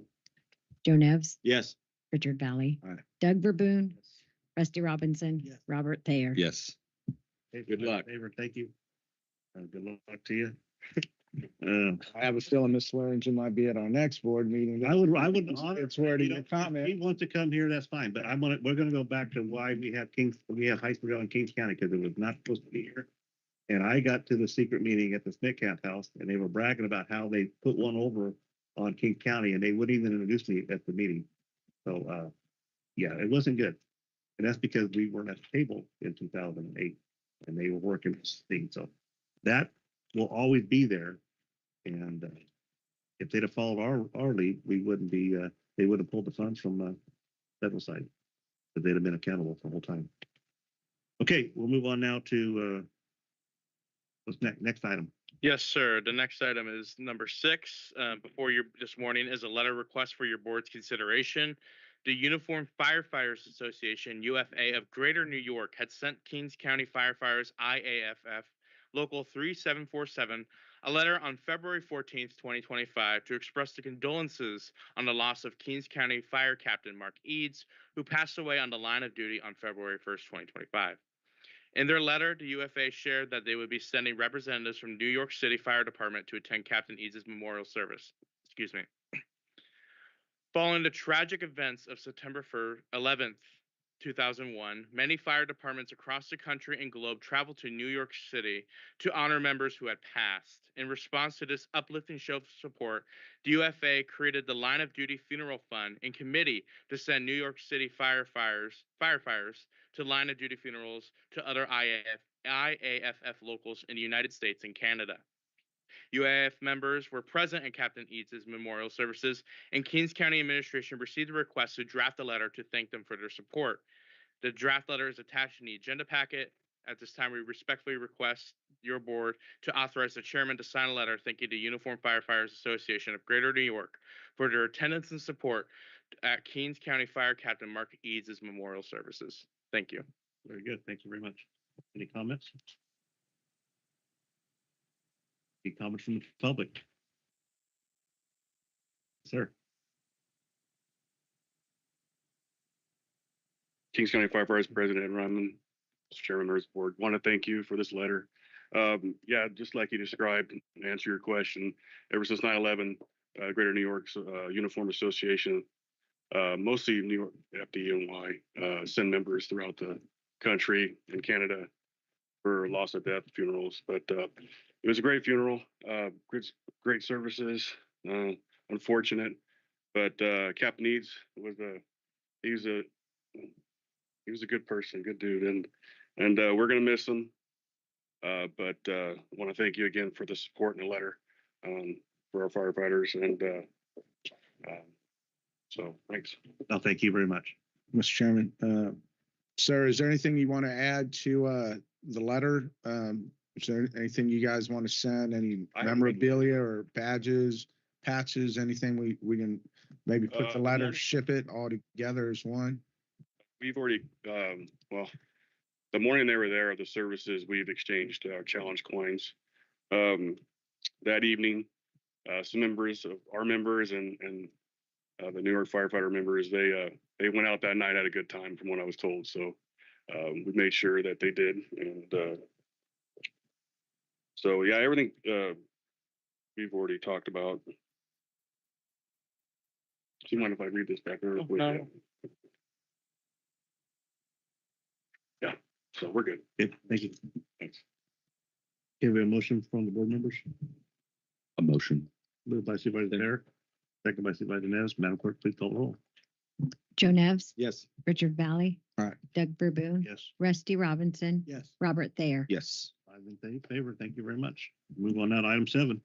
Thank you, Mr. Chairman. Before you this morning is one federal earmark request for your board's consideration. As you may recall, on February 25th, 2025, administration presented 4 earmark requests, with the board accepting 3 and prioritizing them as follows. Number 1, the County Fire OES Headquarters Project at $10 million. 2, Wells for Armona Community Service District at $5 million. 3, Armona Park Rehabilitation Project at $825,000. The federal and state earmark requests for streetlights for Armona Community Service District at $100,000 was declined to be prioritized as an earmark request. Following a meeting with the Santa Rosa Rancheria tribe on March 6th, staff would like to be transparent and bring forward a proposed roads development project to see if the board would like to support this project as a federal earmark request. Paragon Government Relations, the county's federal lobbyist, will assist the county in the federal earmark project submission. The proposed project is as follows. $2 million for road development for the Kings County Fire Department Tachi-Yokup Fire Station. On November 13th, 2023, the county and tribe entered into an agreement for the tribe to make various payments to the county in order to provide mitigation measures for any potentially significant effect on the off-reservation environment, and to compensate the county for law enforcement, fire protection, and any other public services to be provided to the tribe by the county. In Section VC of the Intergovernmental Agreement, the tribe agreed to construct the Kings County Fire Department Tachi-Yokup Fire Station. An amendment to this agreement was brought to the board on March 21st, 2023. Per this amendment, the tribe agreed to make good faith payments to the county until the station is completed and operational. This earmark project would support the construction, development, and improvement of the roads that are within county lands and connect to tribal lands, specifically in the area selected for the new Kings County Fire Department Tachi-Yokup Fire Station. The existing roads are in serious disrepair and in some areas non-existent, outlining the chronic need for basic infrastructure improvements. Ultimately, this roads project will provide the core infrastructure needed to support the construction of a new Kings County Fire Department Tachi-Yokup Fire Station, which will include a training center accessible for fire service training statewide. These roads will enable the fire station to serve the entire Santa Rosa Rancheria, improving transportation and fire service capacity throughout the county and the Rancheria. The Kings County Fire Department protects a county with a population of approximately 153,000 residents and responds to approximately 1,392 square mile region through a combination of 3 divisions, 10 fire stations. Kings County Fire Department primarily serves the rural areas of our county and provides contractual services to the cities of Avenal and Corcoran. Kings County Fire Department also has mutual aid agreements with the Lemoore Volunteer Fire Department, Hanford Fire Department, and Naval Air Station Lemoore, in addition to the intergovernmental agreement with the tribe. This project is important to the local community because the new station will serve the entire 40-acre Santa Rosa Rancheria, including the Tachi Palace Hotel and Casino, a major driver of tourism, jobs, and economic development in the region. These infrastructure improvements would further improve the transportation in the region and providing quality roads for transportation and fire service delivery. Additionally, without these roads, the planned fire station and training center will be delayed further, disadvantaging the public at large. The county and tribe both have a vested interest in the completion of the fire station. The earmark project requests and draft letters to the county's federal delegation are attached in the agenda packet, and is at this time we respectfully ask your board to 1. Authorize staff to submit the federal fiscal year 2026 federal earmark project funding submissions, and 2. Authorize the chairman to sign letters of support for the project submitted to Senator Alex Padilla, Senator Adam Schiff, Representative David Valdeo, and Representative Vince Fong. Staff and I are available to answer any questions you may have. Thank you. Any questions on the board? Yes, Mr. Chair. So you're asking to add this $2 million project to the 3 that we added a week ago, and then to reprioritize? You do not have to reprioritize. Your board may want to do so at its discretion, but without reprioritizing, it would be number 4. Yes, yeah, Mr. Chair, I'd rather not. I don't like the prioritization just based on the amount is small. You're talking 10, 5, another million, so 16. Then this 18 million is not a lot to ask our federal lobbyists to go bring back from the federal budget. I think they should all be rated as 1. It's an ask, and as we're paying for the lobbying fees, I'd like to see a higher return on that rate per dollar of what the county's investing in our federal lobbyists as well as our state. And that let's not look at this when you see the list of projects that get approved. The amount of the monies are much higher than this. So I think it's good to be humble and good to be modest. That's the kind of county we are, but we need the funds. These projects speak for themselves, all 4 of them. And I would just ask that as we send this letter, we're asking for the whole total funding to figure out one way or another. If it's not through an earmark, then break it down to a different pot of money. All those pots of monies are broken down as we understand. But there's a way to go get this, and we want this money, and let's send that notice. If our lobbyists are listening, please know that that these projects are urgent, and that it's not a lot to expect a lot in the whole total amount of this funding. Lastly, just on the there's a sentence in the memo about the request for Armona streetlights for 100,000 was declined, but please, just a reminder that the board directed staff and asked the staff to go look for the funding for that. That was a small amount that we could agendize very quickly to get Soup Robinson the monies for his community that he represents, and go get those fixed ASAP instead of waiting around on an earmark. Thank you, Supervisor Valley. And if I may speak to some of your comments, our lobbyists are online if you have any questions for them. And just to clarify, the county had already submitted the letters to our delegations for the previous 3 earmarks. We did make note of the comment that you made regarding the Armada Community Services District streetlights. My comments were specific to the earmark context. Any other questions or comments? Last Tuesday, talking to all of our legislative staff and brought this up, and each one, even though we have them different asks, each one has their own specialty. So it's good to have all your stuff up there on the table, because some senators or congressmen may support one part of it, but not the other part. So it's pretty good. I think we're good with this money here. We talked about this, but it wasn't on their platform yet. This makes it legal. So any questions from the audience? Okay, do I have a direction? So move, Mr. Chair. Moved by Supervisor Neves, second by Supervisor Robinson. Madam Clerk, please call the roll. Joe Nevs. Yes. Richard Valley. Aye. Doug Verboon. Yes. Rusty Robinson. Yes. Robert Thayer. Yes. Thank you, Alex. Great job. 5 in favor. Okay, I think we're going to go now to board member reports. Supervisor Neves, you want to start it off today? Thank you, Chair. Going back 2 weeks, February 26th, the Kings County Housing Authority held their meeting, reviewed and approved the minutes and receipts and expenditures, as well as hearing the report of the Section 8 Management Assessment Program, and also discussed the Corcoran Apartment financing agreement. That afternoon, LAFCO on February 26th, LAFCO had a meeting. Election of officers was held, a selection of a public member. Also, an extension of service was, a resolution was approved, and the first look at the 2025-2026 budget. I want to thank Chuck Kinney and his staff for doing that work. And then we're going to send them to beautiful downtown Temecula, April 30th to May 2nd for the workshop. And I look forward to, if they ever have one in Armona, I will go. But I'm not sure I want to go to Temecula in April. Later on that evening, or that afternoon, CART also had held a meeting and held the first unmet transit needs. This is a public hearing, and it is open to the public now for comment.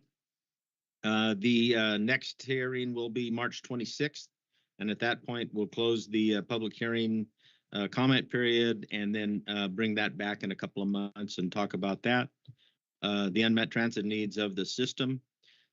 We also discussed and approved a contract for service to apply for a competitive grant applications. Those applications will include, but not limited to, street improvements, existing future bus stops, replacement of maintenance facility, contactless payment systems on the buses, and begin the infrastructure of creating an electric bus fleet. We do have the little Just shuttle that runs around Hanford now, but this would be the next step in creating the infrastructure to have buses. And we also approved some out-of-state travel for staff to attend the 2025 Community Transportation Association conference that's going to be in Washington, March 5th to the 7th. We also discussed part of that discussion on looking for grants, the outright purchase of 2 E-Just buses at a cost of $774,000. And those buses are available, and we should have delivery in about 6 months. So we're looking to that. Patricia Matthews, I want to thank you for being here. She's now the vice chair of the Association of Governments. All of the Transportation Development Acts and estimates were discussed and in a draft form, and the overall work program and budget to the Caltrans was reviewed and commented on, and we'll move forward. We also talked about the Valley Voice trip to Sacramento on March 12th, and then held a closed session on conference with labor negotiator and moving forward with that. Had the pleasure of attending Crystal Thomas's retirement. She's not here. You can talk about now that she was 4th in her class. That was a nice class of 3. No, meanwhile, moving right along. That evening, Kathy and I attended the open house for the Carnegie Museum. If you've not had an opportunity to go to the Carnegie, they do have a this year's focus is Kings County agriculture with a focus on water. And they have some very nice presentations, some very rare artifacts from Corcoran on display. And so if you get a chance, it would be nice to go by and see that, and it will change once or twice the calendar year. Lemoore Trinity had Sopish on Saturday, March 1st, so that season started out.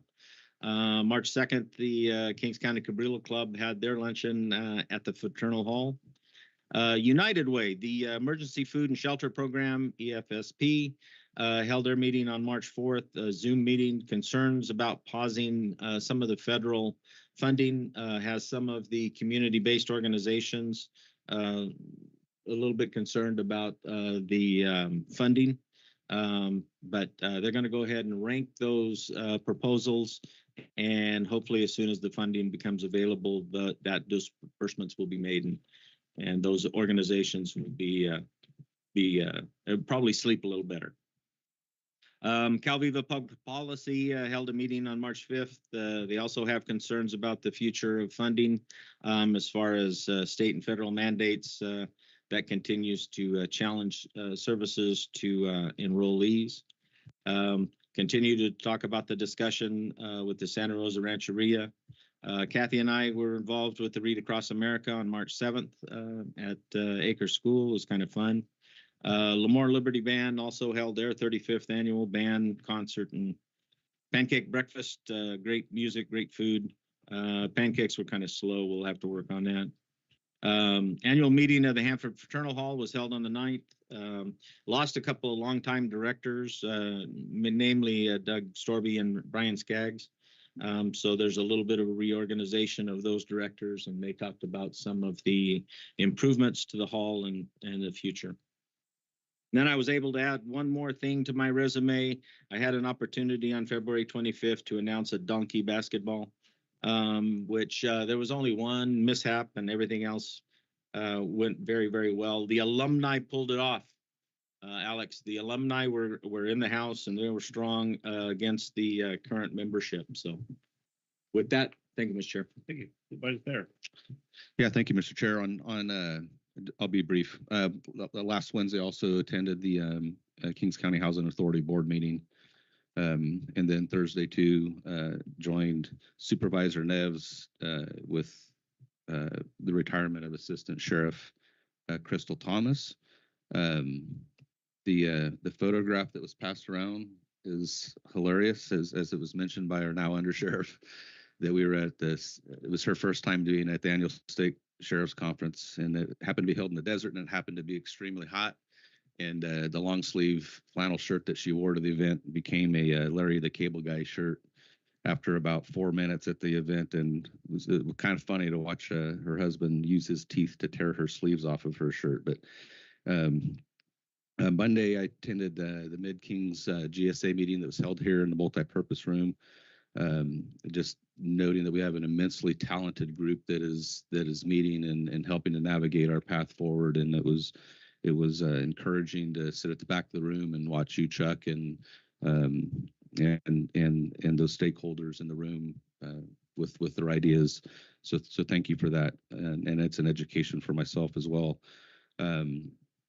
And then Tuesday, we didn't have a meeting last Tuesday, but I filled that time attending a virtual What's Happening with Water in 2025. It was hosted by California regulators up out of Sacramento. It was a pretty interesting concept on the direction of water in the state and what their impact is with it, I guess.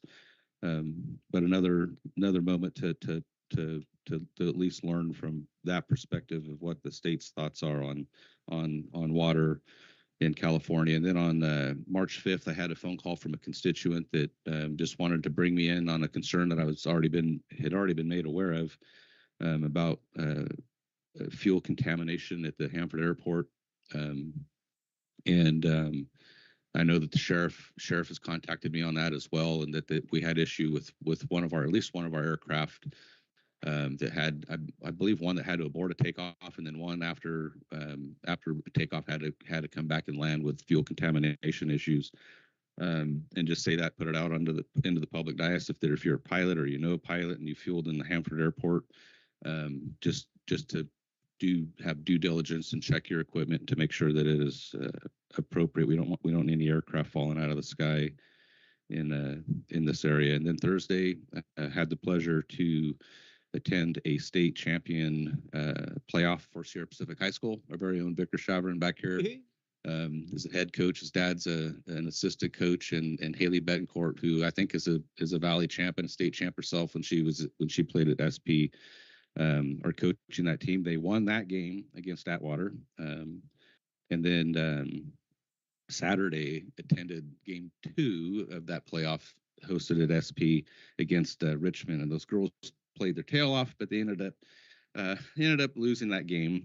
But nevertheless, super proud of our community and their support of those girls, and of the sports at SP, the girls basketball has always been a staple, and I've always Victor, how many Valley champs do they have?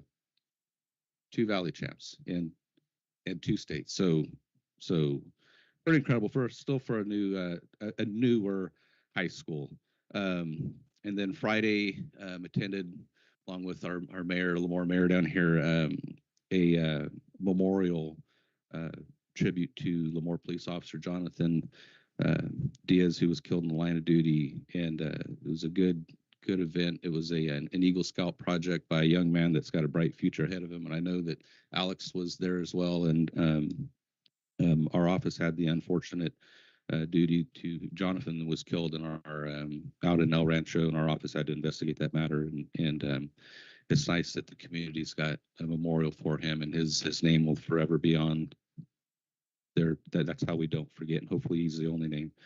And then yesterday, sat here locally with you, our fellow board members, to help interview a new public works director. So with that, thank you, Mr. Chair.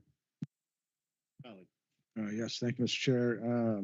Last Tuesday, traveled to Avenel to attend Avenel Rotary, and specifically to announce to the community and those Rotarians that Sheila Vertigo would be honored here today, and to invite them in the community to attend. So I appreciate that invite. That was a good time in Avenel. Last week took up a lot of my time, the Kettleman City issue in regards to Calabasas, protests in the city of Calabasas, and some comments that were made there, and some signage that offended the community of Kettleman. And so took up more time than I thought it would last week, but it was worth the time to stand with the community, and to I started some communication with Calabasas and the leaders there to try and figure out what was going on, and get a more respectful conversation going, and was able to do that with LA County Supervisor Harveth, who one of the communities she represents is the city of Calabasas. So I appreciate her time with the phone meeting. Within minutes of calling her staff, she called me probably within 5 minutes, and we were able to have a really good discussion. Also with Calabasas City Manager Kendon Meek, who was formerly the city manager at Corcoran. He's down there now. Talk to him to find out what's going on, and spending time in Kettleman City with the community to get their input, because it was such a high profile issue for some people on perceived insults from the signs that, city, as the protesters in Calabasas didn't want the waste from the LA fires going to their landfill in Calabasas. They were vocal with signage saying, send this to Button Willow, and send it to Kettleman City. And that didn't land well here in our county and with some folks. So because of that, I traveled to Fresno on Wednesday and appeared on the Broski and Nissan radio show on KMJ per their invite, and then came back Friday night to KMJ for the Sunday conversations with Alexandre Balikian, where I was able to sit down on a 3-panel with Supervisor Magsig, Fresno County. I know you know him pretty well, Superman, and the new assembly member, Stan Ellis, who was just sworn in the state assembly last Monday. I believe he replaced Assembly Member Fong, right? So to end all that, to try and I don't know, patch it up is the right word, but to be professional and courteous and show a little more humbleness than what started in Southern California, I was able to work my way with a lot of help to the Kardashian camp, where I was. It ends right now where it sits is a respectful email that I sent down there requesting to meet with Miss Courtney Kardashian to have a talk and get a better understanding of what's going on in Calabasas, and to educate on Kettleman City. And if in the end of the day, if Kings County plays a role in helping to rebuild LA, as I know we care about our neighbors in Southern California, we need to get that insult off the table, and to have a respectful dialogue moving forward. Thank you. Thank you. Supervisor Robinson. Thank you, Mr. Chairman. Let's see, way back February 26th, attended Housing Authority meeting with supervisors. Also the Economic Development Corporation luncheon, which really focused on energy, focused on SoCal Edison and PG&E. Thursday, 27th, attended a RCRC legislative meeting on Zoom, which was basically just tracking several of the bills. And then Friday, the 28th through March 5th, Supervisor Verboon and I, and Assistant or Deputy CAO Matthew Boyette and I all attended the NACO conference, which is the National Association of Counties. And we attended meetings throughout the week, but then on Tuesday, we went to the Hill. We met with several congressmen, had a conversation with Congressman Costa, Congressman Valadeo, Congressman Fong. Many of the priorities that we have laid out here, we discussed them in person. And then also went to Senator Padilla's office, met with his staff, and Senator Schiff.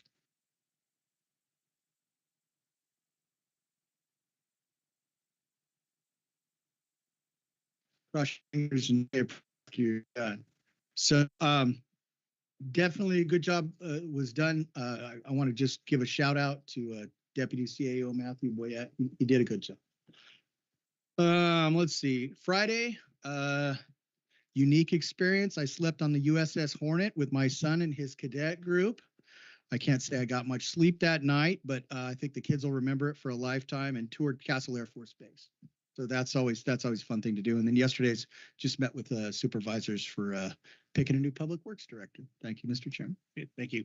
I don't have much to add. The only thing I did different than anybody else, I was invited as a guest to the State of the Union, and I got to go and meet our entire secretary staff to the President of the United States, and had dinner with a couple of them, and very honored to be invited and be included in that. So spent about 4 hours inside the Capitol from 5 o'clock on till, well, got there about 6. I got home about 1. So did a couple interviews on national network.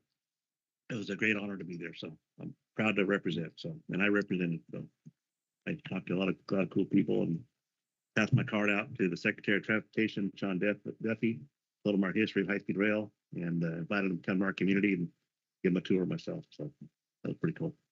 Okay, at this time, we're going to go to board correspondence. Thank you, Mr. Chairman. So the board received an invitation on February 25th for the 80th anniversary of Hanford Christian School special dinner that will take place June 6th. The board received an invitation for the 10th annual Oak Wellness Center mental health event, which will take place May 21st. The board received a notice of schedule change from the High Speed Rail Authority on February 26th regarding the Central Valley Heavy Maintenance Facility Project scoping process being changed. And lastly, the board received a Kings County Investment Pool Transaction Activity Report dated March 4th from the Director of Finance. For upcoming events, Kings County Behavioral Health will host its Veteran Support Group tonight, Tuesday, March 11th from 5:30 to 7:30 at the Veterans Memorial Hall in Hanford.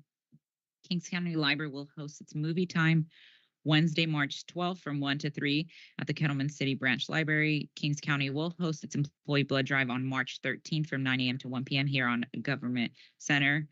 Across from the old sheriff's office. You can sign up online or schedule an appointment. Walk-ins are welcome.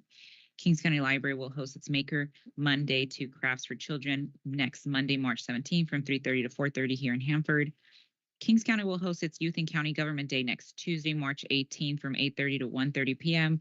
Well, the high school students will be job shadowing. This year we have 67 participants, so it's our largest participation to date. Upcoming agenda items for March 18th, we have Youth and County Government Day item, the second reading for the Camping and Obstruction of Public Right-of-Ways ordinance, ratifying a loan agreement with the museum in Kings County. Behavioral Health will have 3 items for some Mental Health Services Authority record agreements and some analytical program services, and amendment to the California Mental Health Service Authority for training and credentials. Child support will receive some budget reallocation items. CDA will bring an item regarding the Kings County General Plan annual progress report. DA will have an item on some grant programs. Election will have some appointment for directors. HR will have an item for some reclassifications. Human Services will have some agreement with North Star Family Center. Parent Education Services, Health will have some advanced step hires. Public Guardian will have and Veteran Service will have an item regarding veterans and military women's history next week. That we're actually sending out an email today to inviting all county employees who are veterans or former veterans and spouses to attend the board chambers meeting next week. So that concludes my report. Thank you.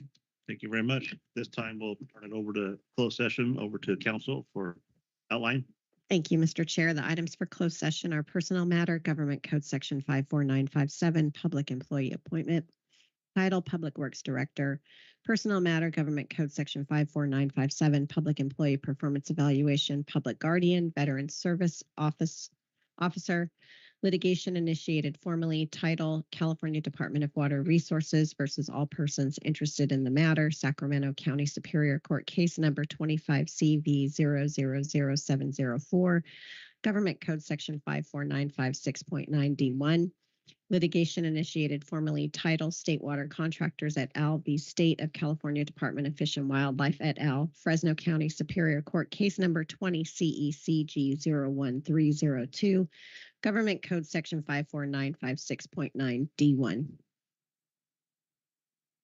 Okay, thank you. At this time, we'll adjourn. The next regular scheduled board meeting will be Tuesday, March 18th at 8:30 a.m. This will be the Les Collins Memorial Youth and County Government Day, sponsored by Hanford Rotary and Hanford Sunset Rotary and Lemoore Rotary. So thank you all. I'll see you next week, and it'll be a half hour earlier, 8:30. Thank you.